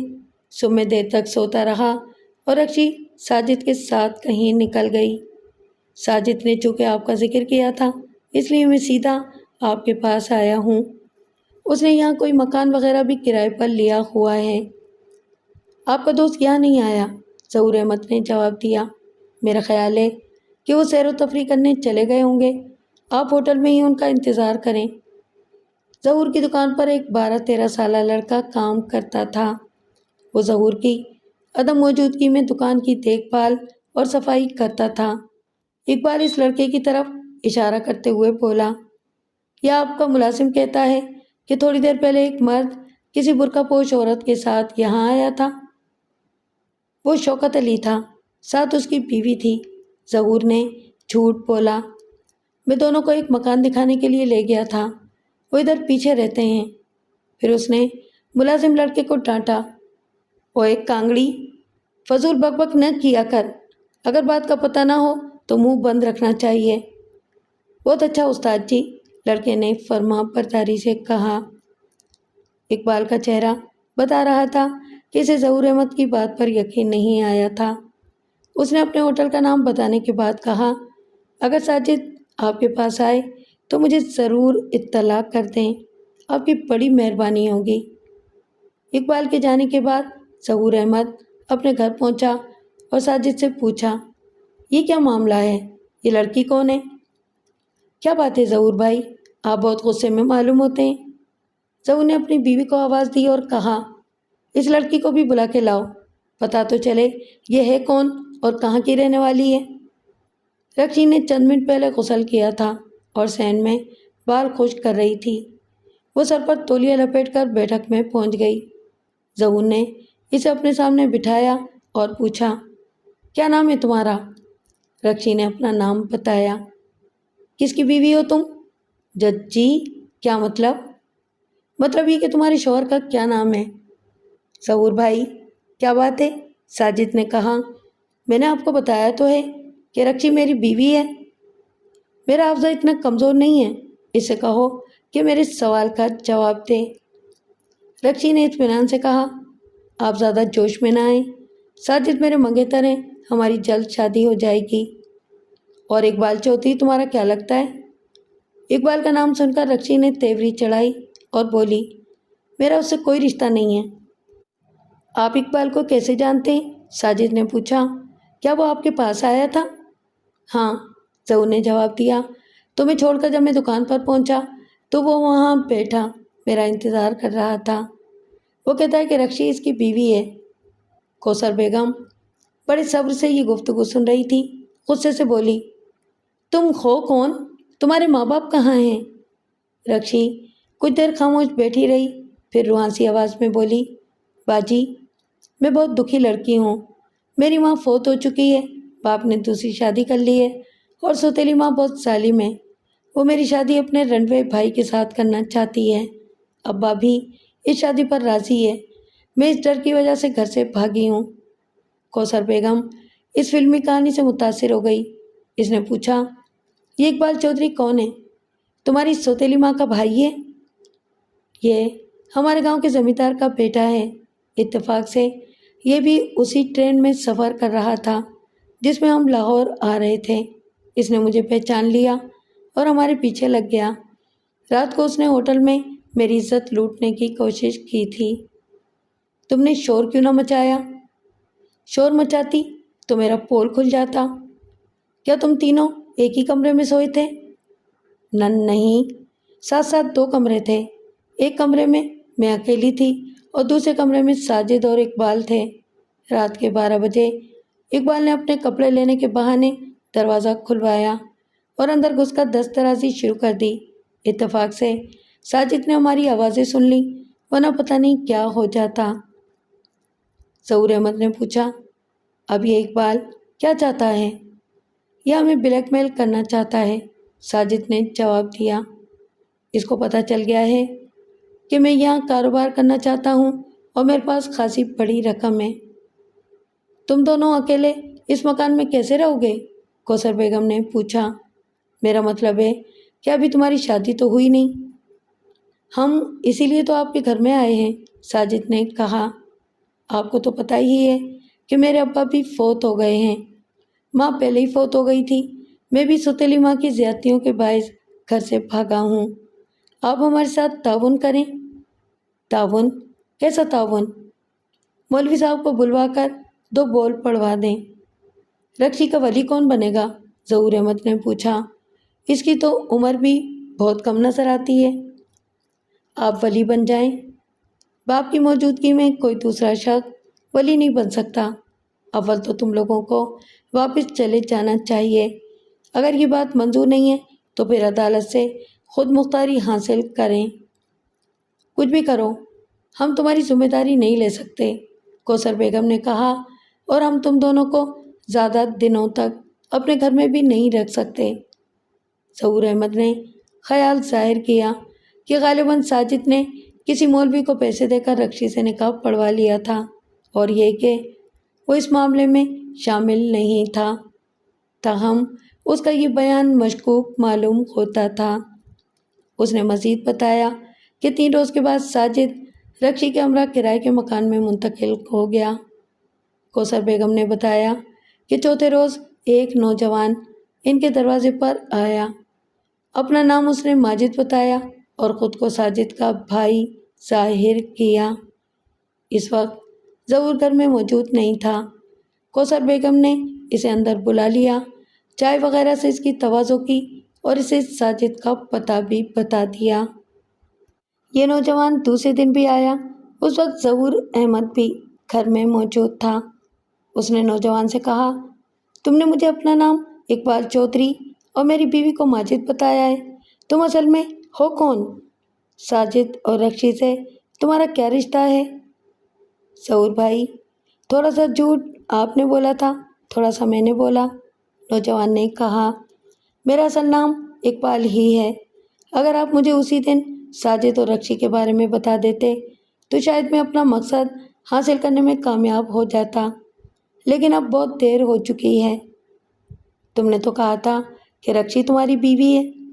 بھائی صاحب، جب کوئی لڑکی کسی لڑکے کے ساتھ گھر سے رخصت ہو جاتی ہے تو وہ ایک طرح کی بیوی ہی ہوتی ہے۔ کوثر بیگم نے کہا، تم گھر سے بھاگنے کو رخصت ہونا کہتے ہو؟ ایک ہی بات ہے، بینڈ یا باجے کے ساتھ رخصت ہوئی یا چوری چھپے نکلی، رخصت تو ہو گئی نا، اس کے پلے کیا رہ گیا؟ ساجد تو کہتا ہے کہ رکشی اس کے ساتھ بھاگی تھی۔ اقبال نے ساجد اور رکشی کے بارے میں فحش قسم کا تبصرہ کیا، پھر اپنی اور رکشی کی محبت کا پورا قصہ سنایا۔ رکشی کا کہنا ہے کہ تم نے اس کے ساتھ دست درازی کی تھی۔ اقبال استہزائی انداز میں مسکرایا اور بولا، باجی، چوری دوسرے کا مال کیا جاتا ہے، اپنا مال تو صرف خرچ کیا جاتا ہے۔ جو لڑکی ایک مرد کی گود سے نکل کر دوسری کے میں جا بیٹھے، اس کے لیے دست درازی کیا معنی رکھتی ہے؟ اصل بات کچھ اور ہے۔ وہ کل سے غائب ہیں۔ اقبال نے کوثر بیگم کی طرف دیکھا۔ مکان کو تالا لگا ہوا ہے۔ باجی نے میرے ساتھ بڑی چالاکی کی، مجھے ادھر باتوں میں لگائے رکھا اور بالی کو پیغام دے کر ساجد کی طرف بھیج دیا۔ خیر، 1-2 دن سے کیا فرق پڑتا ہے؟ دیکھو برخوردار، کوئی غلط حرکت نہ کرنا۔ بھائی صاحب، غلط حرکت تو ہو چکی ہے، اب تو اس حرکت کو انجام تک پہنچانا ہے۔ ملک صاحب، یہ ہے کل قصہ، ظہور احمد نے بات ختم کرتے ہوئے کہا۔ ہم نے آپ کو ساری بات سچ سچ بتا دی ہے۔ ہم نے کسی غلط کام میں اقبال یا ساجد کا ساتھ نہیں دیا۔ ہاں، ساجد کو مکان ضرور کرائے پر لے کر دیا ہے اور یہ میرا دھندا ہے۔ میں نے پوچھا، اقبال آخری بار کب تمہیں ملا تھا؟ کل گھر آیا تھا، کوثر بیگم نے جواب دیا۔ صرف آدھا گھنٹہ بیٹھا ہوگا کہ اوپر سے آپ آ گئے۔ وہ آپ کی آواز سن کر پچھلے دروازے سے کھسک گیا۔ کل اگر تم ساری بات بتا دیتی تو ساجد قتل ہونے سے بچ جاتا۔ کچھ پتہ ہے کہ اقبال کہاں ٹھہرا ہوا ہے؟ اسٹیشن کے پاس کسی ہوٹل میں ٹھہرا ہوا ہے۔ میں وہاں سے رخصت ہو کر جائے واردات پر پہنچا۔ ضابطے کی کارروائی تقریباً ختم ہو چکی تھی اور لاش پوسٹ مارٹم کے لیے بھجوائی جا چکی تھی۔ ارشد حسین واپس جانے کے لیے ٹانگے میں بیٹھ رہا تھا۔ حوالدار اور پہلوان پچھلی سیٹ پر بیٹھ چکے تھے۔ میں بھی ٹانگے میں سوار ہو گیا اور راستے میں ارشد حسین کو مختصراً وہ تفصیل بتائی جو مجھے ظہور احمد کی زبانی معلوم ہوئی تھی۔ اس کا مطلب ہے کہ قاتل اقبال ہی ہے، ارشد حسین نے کہا۔ ہو سکتا ہے کہ وہ ابھی ہوٹل میں ہی ہو، کچھ کہا نہیں جا سکتا۔ آپ اپنے حوالدار کو ہمارے ساتھ بھیج دیں، میں کچھ آدمیوں کے ہمراہ ہوٹل پر چھاپا مارتا ہوں۔ اگر آپ نہ ہوتے تو یہ کیس اتنی آسانی سے حل نہ ہوتا۔ سب سے پہلے تو مقتول کی شناخت کا مسئلہ ہی کھڑا ہو جاتا۔ آپ ایسا کریں کہ ایک پارٹی رکشی کی گرفتاری کے لیے بھی روانہ کر دیں۔ میرا خیال ہے کہ وہ اپنے گھر گئی ہوگی۔ کیا آپ کو رکشی پر بھی شک ہے؟ رکشی کو آپ رقم کے سلسلے میں گرفتار کر سکتے ہیں۔ ساجد کے پاس 10,000 روپے تھے۔ میرا خیال ہے کہ یہ رقم رکشی کے پاس ہے۔ اس کے علاوہ وہ واحد عینی گواہ ہے۔ اس کی گواہی بہت ضروری ہے۔ تھانے پہنچ کر ارشد حسین نے ایک پارٹی رکشی کے پیچھے روانہ کر دی اور خود اقبال کی گرفتاری کے لیے نکل گیا۔ میں اور تافو کوارٹر میں جا کر ادھورا ناشتہ مکمل کرنے لگے۔ ملک صاحب، اب ہمیں واپس چلنا چاہیے، پہلوان نے کہا۔ ہمارے لیے یہاں کوئی کام نہیں بچا۔ پہلوان، ایک بات مجھے سخت الجھن میں ڈال رہی ہے، میں نے کہا۔ اقبال کی اصل رنجش تو رکشی کے ساتھ تھی، پھر اس نے رکشی کو کیوں چھوڑ دیا؟ جب اس نے ایک قتل کر دیا تھا تو پھر دوسرا بھی کر سکتا تھا۔ میرا مطلب ہے کہ پھانسی تو ایک ہی دفعہ لگتی ہے، چاہے ایک قتل کیا ہو یا 10 قتل۔ یہ باریک باتیں اپنی عقل میں نہیں آتی۔ یہ بھی یقینی بات ہے کہ رکشی نے قاتل کی شکل بھی ضرور دیکھی ہوگی۔ اسے بھاگنے کی کیا ضرورت تھی؟ تو پھر ایک ہی بات میری سمجھ میں آتی ہے، پہلوان حلوے کی پلیٹ صاف کرتے ہوئے بولا۔ یہ قتل رکشی نے کیا ہے یا اس کے کسی ساتھی نے کیا ہے؟ میں نے کہا، جو لڑکی اپنے پرانے عاشق کو چھوڑ سکتی ہے وہ نئے کو بھی چھوڑ سکتی ہے۔ تقریباً 1.5 گھنٹے بعد ارشد حسین خالی واپس آ گیا۔ اقبال ہوٹل چھوڑ کر جا چکا تھا۔ اسی اثنا میں کچھ اخباری نمائندے تھانے پہنچ گئے اور قتل کی تفصیلات پوچھنے لگے۔ اگلے روز قتل کی خبر 6 سرخیوں کے ساتھ شائع ہوئی۔ اخبارات نے اس قتل کو محبت اور بے وفائی کا شاخسانہ قرار دیا تھا۔ خبر میں میرا بھی ذکر تھا۔ شام کے وقت ظہور احمد میرے پاس آیا اور مجھے ایک طرف لے جا کر بولا، رکشی ہمارے گھر بیٹھی ہوئی ہے، وہ آپ سے ملنا چاہتی ہے۔ اکیلی ہے؟ ہاں، بہت پریشان ہے۔ اس کو اخبار کے ذریعے آپ کا پتہ چلا ہے۔ فی الحال وہ صرف آپ سے بات کرنا چاہتی ہے۔ اسے تھانہ تو آنے ہی پڑے گا۔ رپورٹ تو اس کے ماں باپ نے بھی درج کروا رکھی ہے۔ میں نے پیغام پہنچا دیا ہے، آگے جو آپ مناسب سمجھیں۔ ارشد حسین اس وقت تھانے میں موجود نہیں تھا۔ میں ظہور کے ہمراہ اس کے گھر پہنچ گیا۔ رکشی بوڑھے سے قد کی خوش شکل لڑکی تھی۔ میرے اندازے کے مطابق اس کی عمر 18-19 سال کے لگ بھگ تھی۔ اس کی آنکھوں میں بے خوابی پائی جاتی تھی اور وہ سسکیاں لے رہی تھی، لیکن میں اس کی شکل دیکھتے ہی سمجھ گیا کہ وہ خاصی شاطر لڑکی تھی۔ وہ میرے پیروں میں گر گئی اور گڑ گڑانے لگی۔ ملک صاحب، میری عزت آپ کے ہاتھ میں ہے، مجھے تھانے کچہری سے بچا لیں، میں چاروں طرف سے مصیبتوں میں گھر گئی ہوں، خدا کے لیے مجھے بچا لیں، میں آپ کی منت کرتی ہوں۔ میں نے اسے بازو سے پکڑ کر کرسی پر بٹھایا اور اس کے سامنے بیٹھتے ہوئے پوچھا، میں تمہیں کس چیز سے بچاؤں؟ چیف وہ اخبار میں لکھا ہے کہ پولیس مجھے گرفتار کرنا چاہتی ہے، مجھے تلاش کر رہی ہے۔ ساجد کو تم نے قتل کیا ہے؟ نہیں جی، اس نے ہاتھ جوڑے، میں تو ایک مکھی بھی نہیں مار سکتی۔ گھر سے بھاگتے وقت تمہیں اپنی عزت کا خیال نہیں تھا؟ مجھ سے غلطی ہو گئی، میں ساری زندگی آپ کا احسان مانوں گی۔ مجھ سے جو بیان لینا ہے وہ لے لیں، لیکن مجھے تھانے لے کر نہ جائیں، میں تو اب اپنے گھر بھی نہیں جا سکتی۔ گھر نہیں جاؤ گی تو اور کہاں جاؤ گی؟ میں محنت مزدوری کر کے گزارا کر لوں گی، کوثر باجی کے پیر پکڑوں گی، ان کی ملازمہ بن کر یہاں رہوں گی۔ نہ بابا، ہمیں معافی رکھو۔ کوثر بیگم نے اپنے شوہر کی طرف دیکھا، میں جوان لڑکی کو گھر میں نہیں رکھ سکتی۔ یہ سارا قصہ کیا ہے؟ میں نے پوچھا۔ ساری بات تفصیل سے بتاؤ، تم گھر سے کس کے ساتھ بھاگی، ہوٹل میں کیا ہوا اور ساجد کے ساتھ تمہارا کیا تعلق تھا؟ اس نے تفصیل سے بتاتے ہوئے کہا کہ وہ اقبال کے ساتھ جنون کی حد تک محبت کرتی تھی اور اس محبت کی خاطر ہر قربانی دینے کے لیے تیار تھی۔ تاہم انہوں نے کوئی غلط راستہ اختیار کرنے کے بجائے جائز طریقے سے ملاپ کی کوشش کی، لیکن خاندانی پابندیوں اور والدین کی مصلحتوں کی بنا پر کامیاب نہ ہو سکے۔ اس وجہ سے اس کے اندر بغاوت پیدا ہونے لگی۔ اس نے فیصلہ کیا کہ وہ صرف اور صرف اقبال سے شادی کرے گی اور ماں باپ پر یہ ثابت کر کے رہے گی کہ اس کا فیصلہ غلط نہیں تھا۔ جب اس کے گھر والوں نے اقبال کا آنا جانا بند کر دیا تو اس کے باغیانہ خیالات میں اضافہ ہو گیا اور اس نے اپنی ایک سہیلی کی مدد سے اقبال سے ملاقاتیں شروع کر دیں۔ اس کی سہیلی کا گھر اقبال کے ایک دوست کے گھر سے ملا ہوا تھا۔ اقبال اپنے دوست کی چھت سے کود کر ادھر آ جاتا اور دونوں چھت پر بنے ہوئے کمرے میں گھنٹوں ملاقات کرتے۔ گھر والے یہی سمجھتے تھے کہ رکشی وہاں پڑھنے جاتی ہے۔ اقبال اسے بھاگنے پر اکساتا رہتا تھا، لیکن رکشی پوچھتی کہ وہ بھاگ کر جائیں گے کہاں۔ لاہور میں میرے کئی دوست ہیں، اقبال جواب دیتا، ہم کسی کے بھی گھر میں ٹھہر سکتے ہیں۔ میرے متعلق کیا بتاؤ گے؟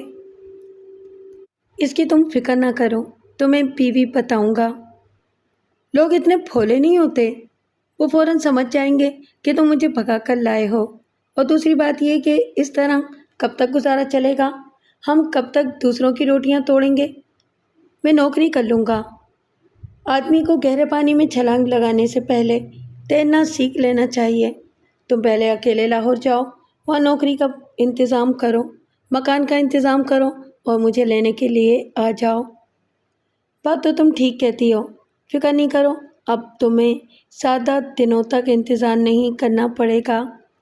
تقریباً 3 مہینے کے بعد اس نے رکشی سے کہا، میں تمہارے لیے بہت بڑی خوشخبری لایا ہوں، لاہور چلنے کے لیے تیار ہو جاؤ۔ کیا تمہیں لاہور میں ملازمت مل گئی ہے؟ رکشی نے پوچھا۔ میں نے ایک دوست کے ساتھ مل کر لاہور میں کاروبار کرنے کا فیصلہ کیا ہے۔ ہم نے وہاں ایک مکان بھی کرائے پر لے لیا ہے۔ کاروبار کے لیے سرمایہ کہاں سے آئے گا؟ ہم نے 10,000 روپے کا انتظام کیا ہے، پورے 10,000 کا۔ 5,000 میرے ہیں اور 5,000 میرے دوست کے۔ 10,000 روپے؟ رکشی نے حیرت سے آنکھیں پھیلائیں۔ تو کیا میں جھوٹ بول رہا ہوں؟ رکشی عشق میں دیوانی ضرور تھی، لیکن دولت کی متوالی بھی تھی۔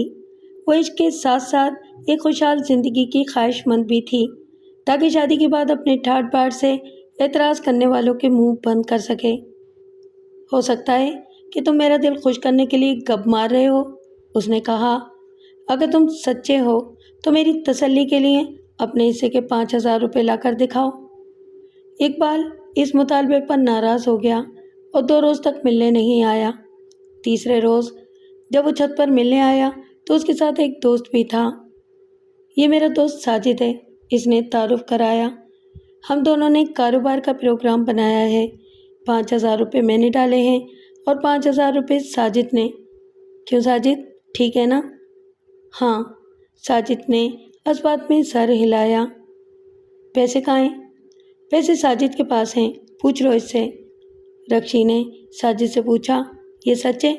ساجد نے دوبارہ اس بات میں سر ہلایا۔ اور مکان؟ اقبال نے کہا، ہم پرسوں صبح 4 بجے والی گاڑی سے لاہور جا رہے ہیں۔ میں تقریباً 3 بجے تمہاری گلی کے کونے پر ٹانگے میں تمہارا انتظار کروں گا اور 5 منٹ سے زیادہ انتظار نہیں کروں گا۔ اگر ہمت ہو تو آ جانا، یہ آخری موقع ہے۔ میں نے تمہیں پہلے بھی کہا تھا کہ میں پیسے دیکھنا چاہتی ہوں۔ وہ بات یہ ہے کہ پیسے ساجد نے ایک محفوظ جگہ پر رکھے ہوئے ہیں۔ ایسا ہے کہ جب تم ٹانگے میں بیٹھو گی تو ہم تمہیں پورے 10,000 روپے دکھا دیں گے۔ اگر نہ دکھائیں تو بے شک واپس چلی جانا۔ کیوں ساجد، ٹھیک ہے نا؟ ٹھیک ہے، ساجد نے اس بات میں سر ہلا دیا۔ کافی بحث اور مکان کے کرائے کی رسید دیکھنے کے بعد رکشی گھر سے بھاگنے پر تیار ہو گئی۔ تیسرے دن صبح کے 3 بجے رکشی اپنے گھر کے پچھلے دروازے سے نکلی اور دیوار کے ساتھ ساتھ چلتی ہوئی گلی کے کونے پر پہنچ گئی۔ وہاں اسے 5 منٹ تک انتظار کرنا پڑا۔ وہ ہر منٹ کے بعد واپس جانے کا سوچتی مگر پھر رک جاتی۔ آخرکار جب اس نے واپس جانے کا یقینی فیصلہ کر لیا تو ٹانگے کی آواز سنائی دی۔ وہ رک گئی اور متذبذب نظروں سے ٹانگے کی طرف دیکھنے لگی۔ ٹانگا اس کے قریب پہنچ کر رک گیا۔ اقبال جلدی سے نیچے اترا اور رکشی کو پہچانتے ہوئے بولا، اوہ شکر ہے ہمیں انتظار نہیں کرنا پڑا، جلدی سے آ جاؤ۔ رکشی تھوک نکلتے ہوئے بولی، تم نے پیسے دکھانے کا وعدہ کیا تھا؟ اقبال نے آہستہ سے آواز دے کر ساجد کو نیچے بلایا اور بولا، یار ذرا پیسے دکھا دینا۔ ساجد نے مختلف جیبوں سے نوٹوں کی چند گڈیاں نکال کر رکشی کو دکھائیں۔ زیادہ تر نوٹ 5 اور 10 روپے والے تھے۔ موجودہ زمانے کے لحاظ سے ان کی قیمت 500 اور 1000 روپے کے نوٹ کے برابر تھی۔ کچھ نوٹ 100 روپے والے بھی تھے۔ اب رکشی کے سامنے واپسی کا کوئی راستہ نہیں تھا۔ وہ خاموشی سے ٹانگے کی پچھلی سیٹ پر بیٹھ گئی۔ اقبال بھی پچھلی سیٹ پر بیٹھ گیا۔ وہ رکشی کے قرب کے لیے خاصا بے چین ہو رہا تھا۔ لاہور پہنچ کر تینوں نے ایک سستے سے ہوٹل میں 2 کمرے کرائے پر لے لیے۔ اقبال نے خود کو اور رکشی کو میاں بیوی ظاہر کیا۔ دوپہر تک تینوں نے آرام کیا، پھر ہوٹل سے کھانا منگوا کر کھایا اور کھانے کے دوران مستقبل کے بارے میں سوچ بچار کرتے رہے۔ کھانے کے بعد اقبال غسل کرنے کے لیے باتھ روم میں چلا گیا۔ اس کے جانے کے فوراً بعد ساجد نے رازدارانہ لہجے میں کہا، رکشی تم نے اس شخص پر بھروسہ کر کے اچھا نہیں کیا۔ کیا مطلب ہے تمہارا؟ اقبال نے کچھ کہا ہے تم سے؟ رکشی نے گھبرا کر پوچھا۔ اگر تم سمجھتی ہو کہ یہ تم سے محبت کرتا ہے تو یہ تمہارا وہم ہے۔ اس کی باتوں سے اندازہ ہوتا ہے کہ یہ تمہیں برباد کر دے گا۔ یہ تم سے کوئی بدلہ وغیرہ لینا چاہتا ہے۔ میرا مشورہ ہے کہ فوراً واپس چلی جاؤ۔ یہ کہنا مشکل ہے کہ ساجد سچ بول رہا تھا یا رکشی کو اقبال سے بدظن کرنا چاہتا تھا۔ ساجد بھائی، میں واپس جانے کے بجائے زہر کھا لوں گی۔ سچ سچ بتائیں، اصل بات کیا ہے؟ رکشی رواں سی ہو رہی تھی اور اس کے بدن پر رشا طاری ہو گیا تھا۔ ساجد کچھ دیر سوچنے کے بعد بولا، اگر سچ سننا چاہتی ہو تو اپنا دل مضبوط کر لو۔ رکشی کا چہرہ دھواں دھواں ہو رہا تھا۔ بولی، خدا کے لیے مجھے جلدی بتائیں۔ اقبال باہر آ گیا تو بات ادھوری رہ جائے گی اور میں سارا وقت کرتی رہوں گی۔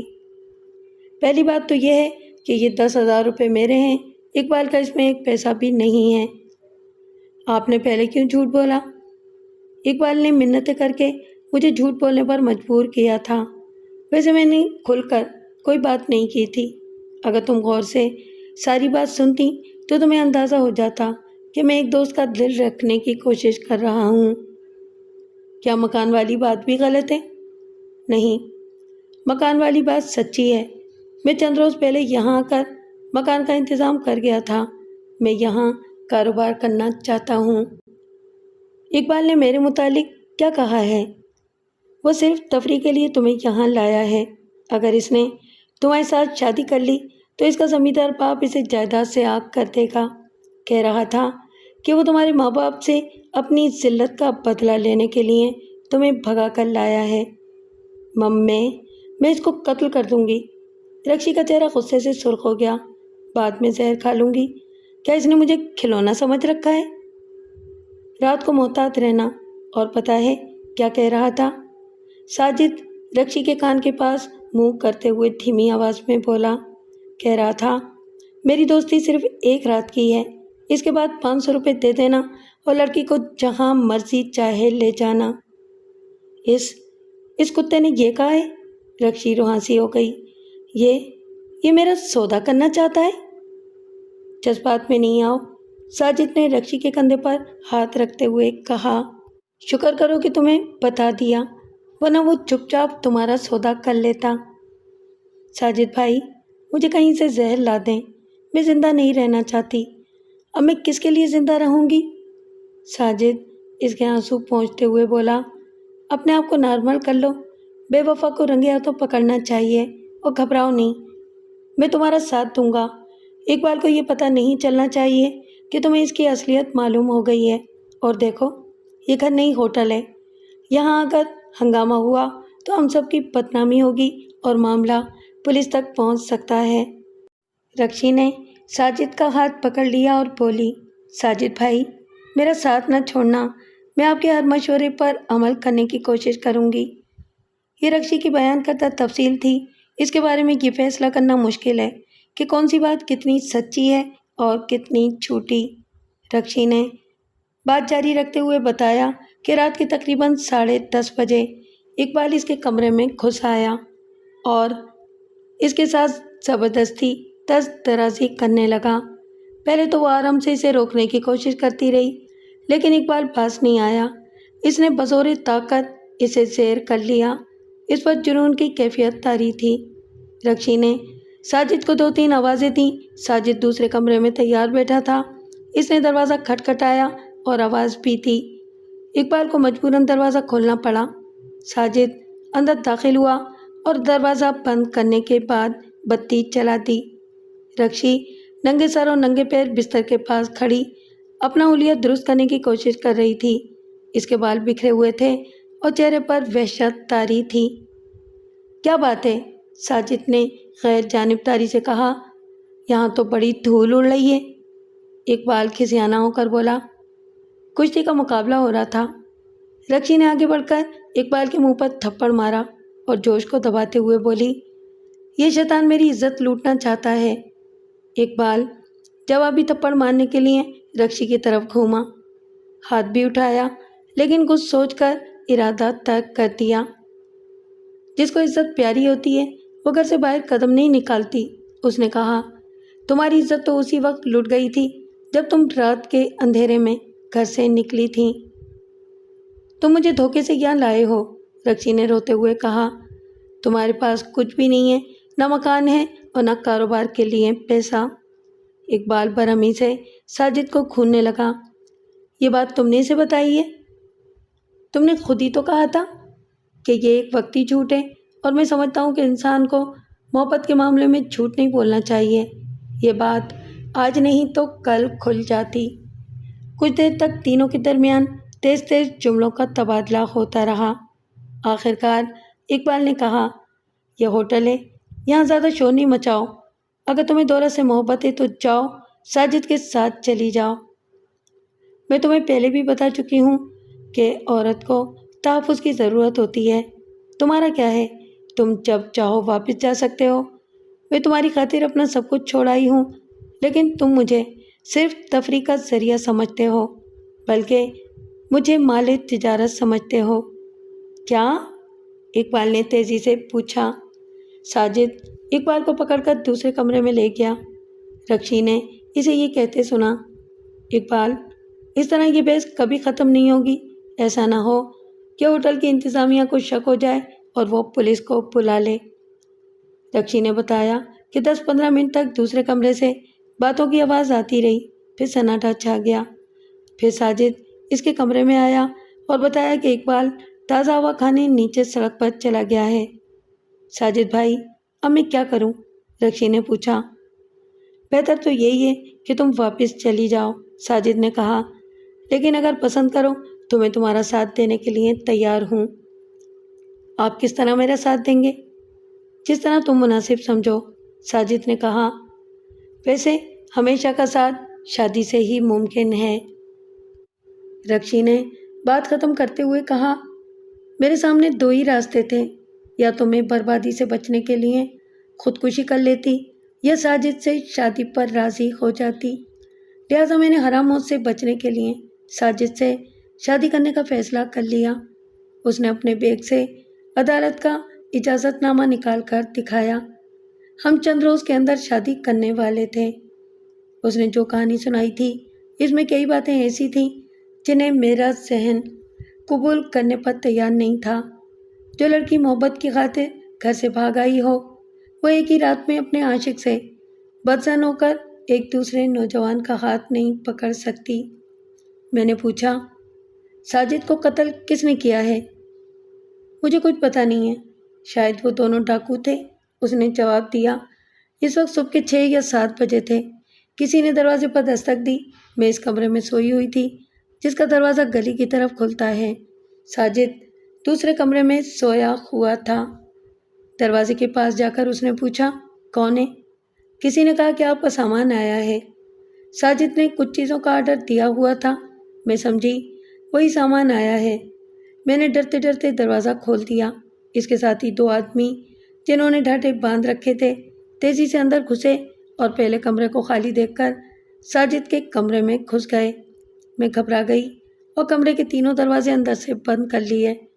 دوسرے کمرے سے دبی دبی آوازیں سنائی دیتی رہیں۔ پھر صحن کا دروازہ کھلنے کی آواز سنائی دی اور گھر کے اندر خاموشی چھا گئی۔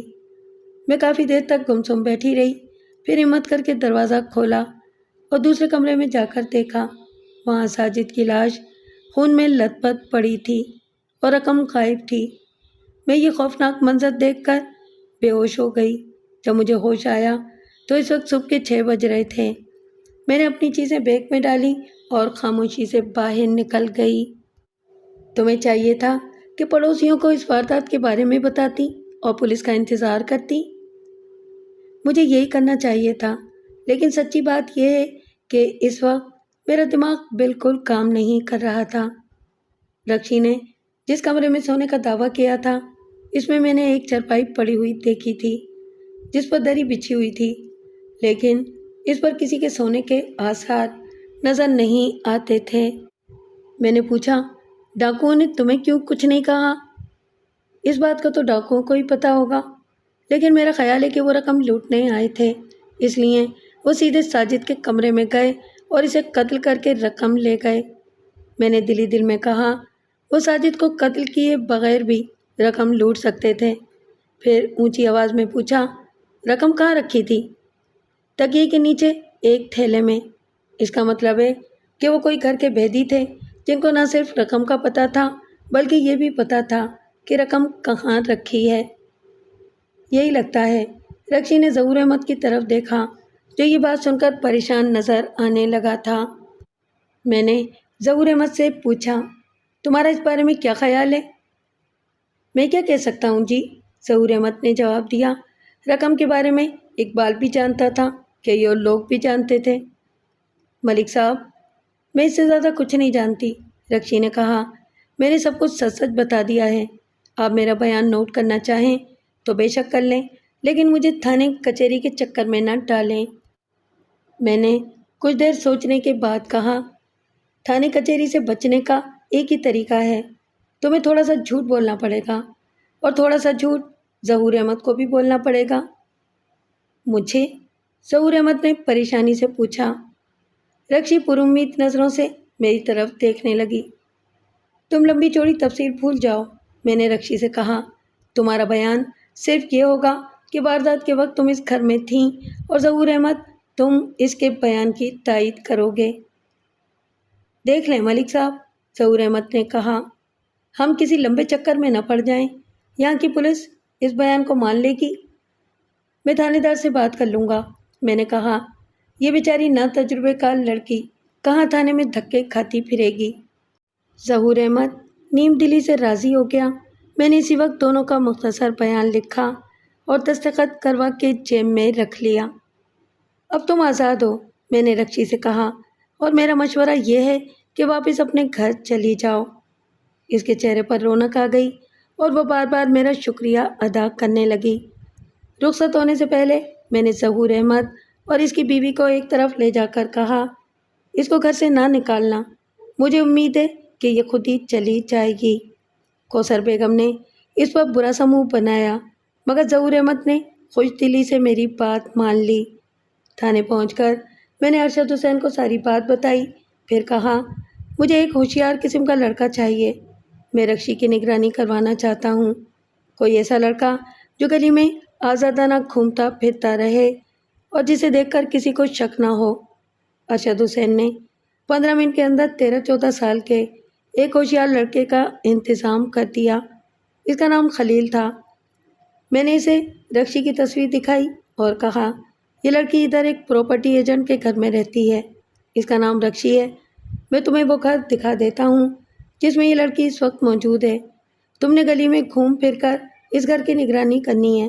اگر یہ لڑکی باہر نکلے تو تم کو اس کا پیچھا کرنا ہے اور مین روڈ پر پہنچ کر تافوق پہلوان کو اشارہ دے دینا ہے۔ بس جناب، صرف اتنا سا کام ہے؟ خلیل نے پوچھا۔ بس اتنا ہی کام ہے، اور تمہیں اس کام کے پیسے بھی ملیں گے۔ لڑکا خوش ہو گیا۔ لڑکا بہت تیز تھا، صرف 5 منٹ کے بعد اس نے 2 لڑکوں کو بھی اپنے ساتھ ملا لیا تھا اور گلی میں کھیلنا شروع کر دیا تھا۔ میں اور حوالدار کچھ دیر تک ادھر ادھر ٹہلتے رہے، پھر ایک سائیکلوں کی دکان کے باہر رکھے ہوئے بینچ پر جا بیٹھے۔ دکاندار نے ہمیں سلام کرنے کے بعد پوچھا، باؤ جی کسی کا انتظار کر رہے ہو؟ بس یوں ہی موج میلہ دیکھ رہے ہیں، حوالدار نے کہا۔ مجھے خیال آیا کہ رکشی کے تعاقب کے لیے سائیکل زیادہ مناسب رہے گی۔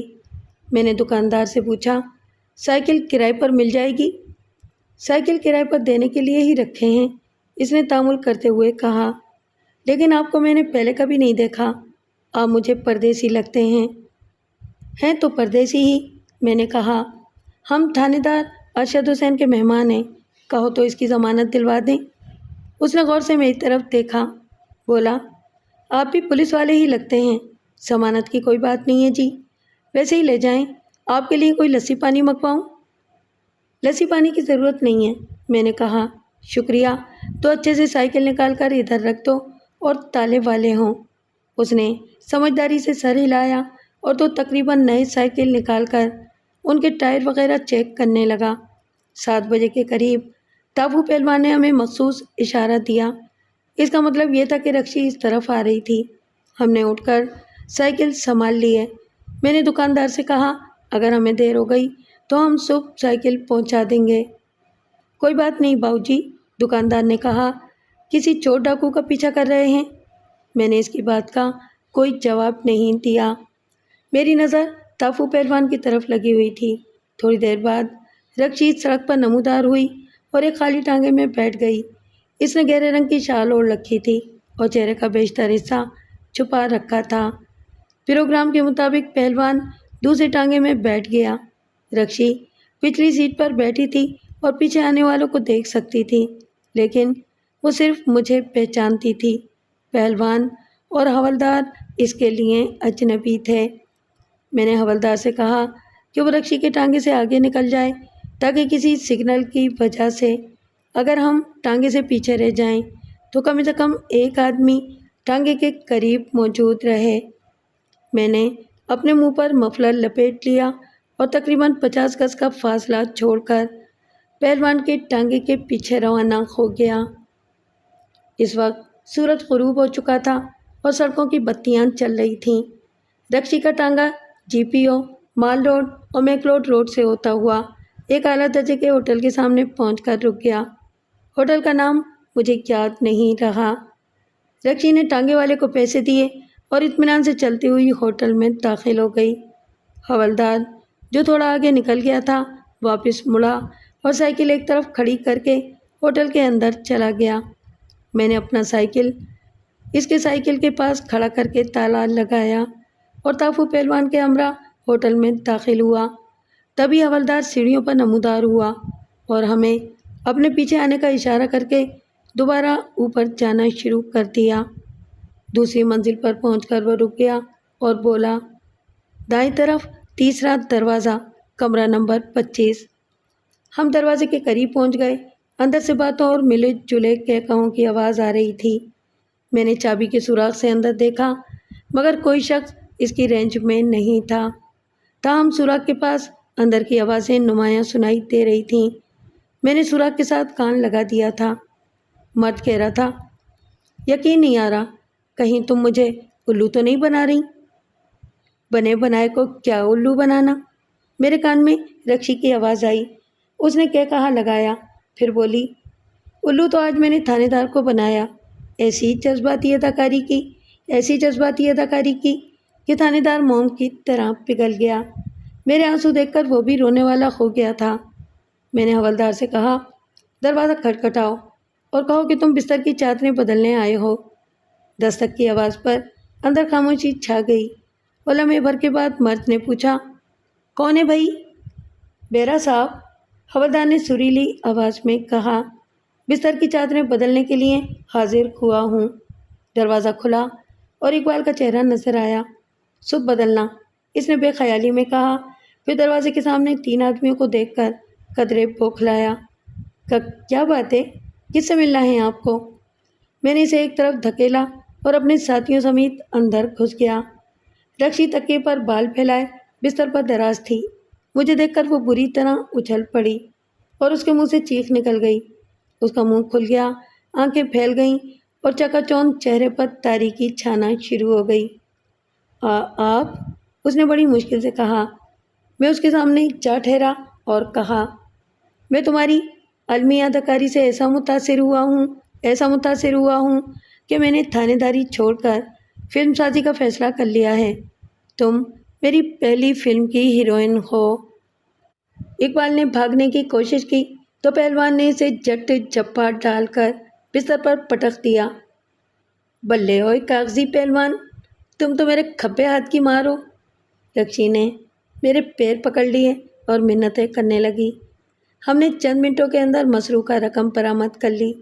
نوٹ ایک تھیلے میں تھے جو گدے کے نیچے رکھا ہوا تھا۔ کل رقم 9,500 سے کچھ زیادہ تھی۔ اقبال صفائی پیش کرنے کی کوشش کرنے لگا۔ میں نے اسے چپ کرا دیا اور کہا، دیوار کی طرف منہ کر کے کھڑے ہو جاؤ، باری آنے پر تمہاری بات بھی سنیں گے، پہلے تمہاری ہیروئن سے نمٹ لیں۔ پھر میں نے رکشی کو اس طرح بستر پر بٹھایا کہ اس کی پشت اقبال کی طرف تھی۔ اب اصلی کہانی سناؤ، میں نے اس سے کہا۔ ساجد کو کس نے قتل کیا ہے؟ میرا اس معاملے میں کوئی قصور نہیں ہے جی، اس نے جواب دیا۔ جو کچھ کیا ہے اس نے کیا ہے۔ اس نے اقبال کی طرف اشارہ کیا۔ میں بالکل بے گناہ ہوں۔ اقبال تیزی سے پیچھے مڑا۔ رکشی، مجھ پر الزام مت لگاؤ، اس نے کہا۔ میں نے کچھ نہیں کیا جناب، یہ جھوٹ بول رہی ہے۔ تم خاموش کھڑے رہو، میں نے کہا، تمہاری بات بھی سن لیں گے۔ رکشی نے بولنا شروع کیا تو وہ پھر بول پڑا۔ میں نے اسے باتھ روم میں بند کر دیا۔ رکشی نے میرے سوال کا جواب دیتے ہوئے کہا، تھانے دار صاحب، میں بالکل بے گناہ ہوں۔ سارا ڈرامہ اقبال نے تیار کیا تھا۔ میں نے اس کے کہنے پر اس کے ساتھ جھوٹ موٹ کی لڑائی کی اور پھر ساجد کے ساتھ کرائے کے مکان میں چلی گئی۔ اقبال نے فیصلہ کیا تھا کہ یہ رات کو چوروں کی طرح مکان میں داخل ہوگا اور رقم چوری کر کے لے جائے گا۔ پھر میں ساجد کو چھوڑ کر اس کے پاس آ جاؤں گی۔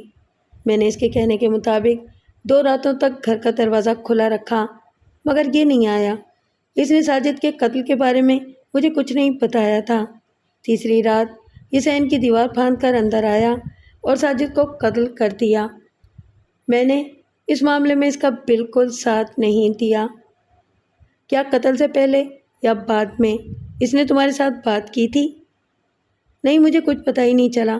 میں خوف زدہ ہو گئی تھی اور خود کو دوسرے کمرے میں بند کر لیا تھا۔ یہ اپنی کارروائی مکمل کر کے فوراً واپس چلا گیا۔ کیا تم نے اس کی شکل پہچان لی تھی؟ اس نے منہ پر ڈھاٹا باندھا ہوا تھا۔ رقم کا تھیلا کہاں تھا؟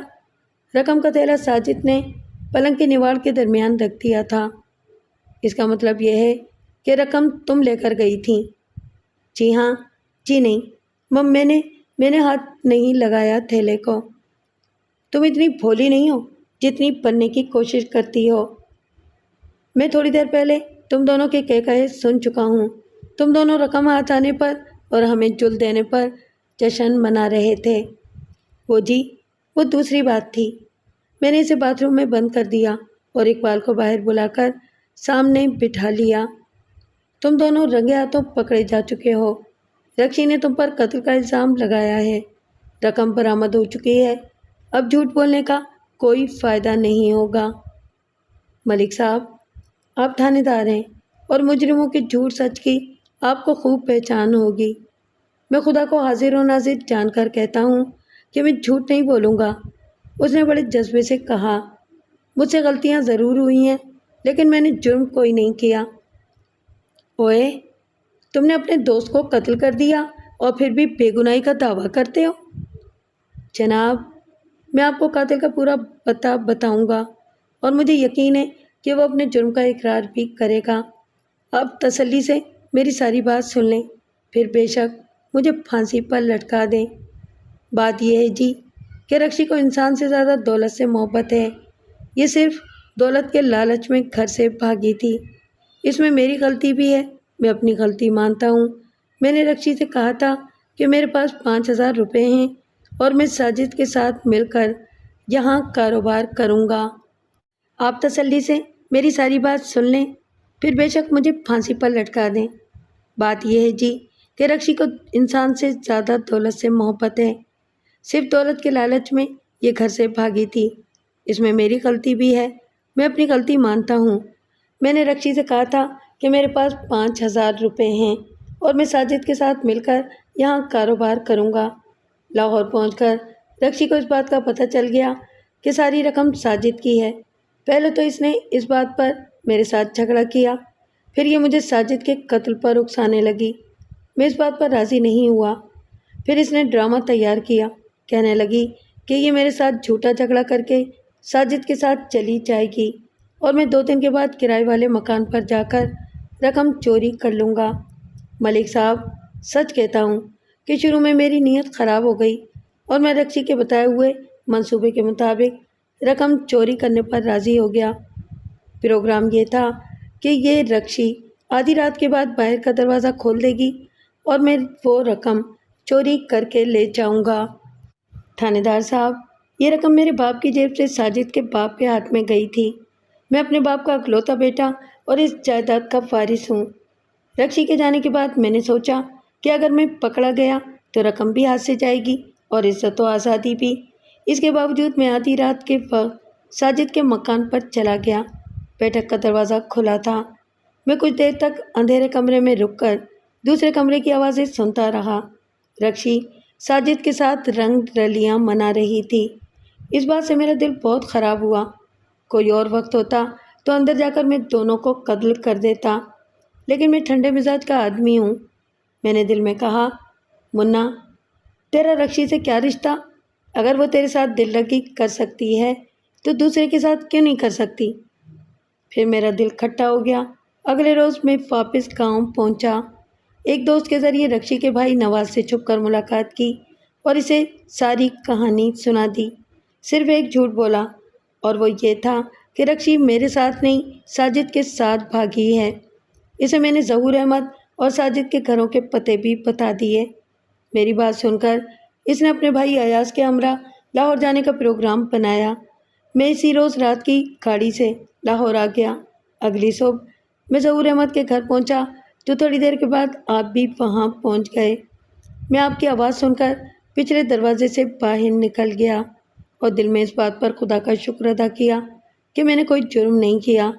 اگلی صبح رکشی گھبرائی ہوئی میرے پاس پہنچی اور مجھے ساجد کے قتل کی خبر سنائی۔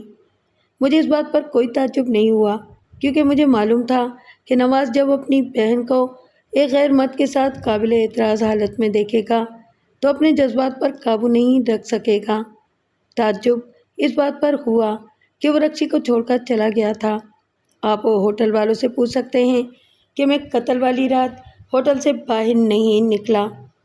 یہ رقم بھی رکشی ساتھ لے کر آئی ہے۔ اس کے بیان میں کوئی جھول نہیں تھا۔ میں نے پوچھا، ان ساری باتوں کے باوجود تم نے رکشی کو اپنے پاس کیوں رکھا؟ اس نے سر جھکا لیا اور قدرے توقف کے بعد بولا، ملک صاحب، میں چودھری کا بیٹا ہونے کے باوجود ذرا ملنگ قسم کا آدمی ہوں۔ رکشی میری نظروں سے اتر چکی ہے۔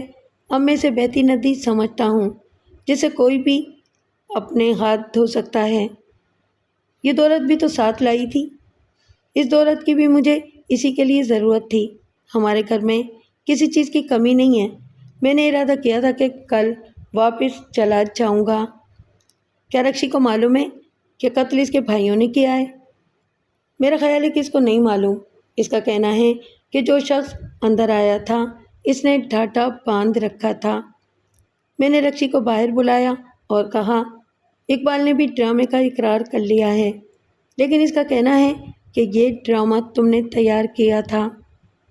یہ جھوٹا اور مکار ہے، رکشی نے چیخ کر کہا۔ یہ سب کچھ اسی کا کیا دھرا ہے۔ یہ مجھے دھوکے سے یہاں لایا تھا۔ اس نے اپنے 2 جھوٹ خود ہی تسلیم کیے ہیں۔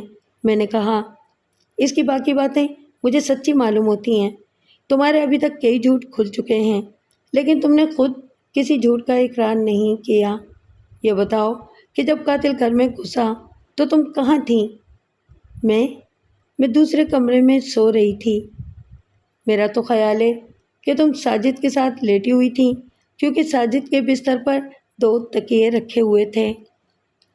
پتہ نہیں اس کو 2 تکیے رکھنے کی عادت ہوگی۔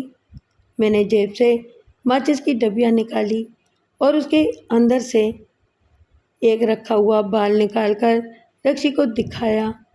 یہ تمہارا بال ہے، یہ دوسرے تکیے پر چپکا ہوا تھا۔ ممی، میرا خیال ہے کہ میں دن کے وقت اس بستر پر لیٹی تھی۔ قاتل کا بیان ہے کہ اس نے تم دونوں کو ایک ہی بستر پر لیٹے ہوئے دیکھا تھا۔ قاتل؟ اس نے آنکھیں پھیلائیں۔ کون ہے قاتل؟ تمہارا بھائی۔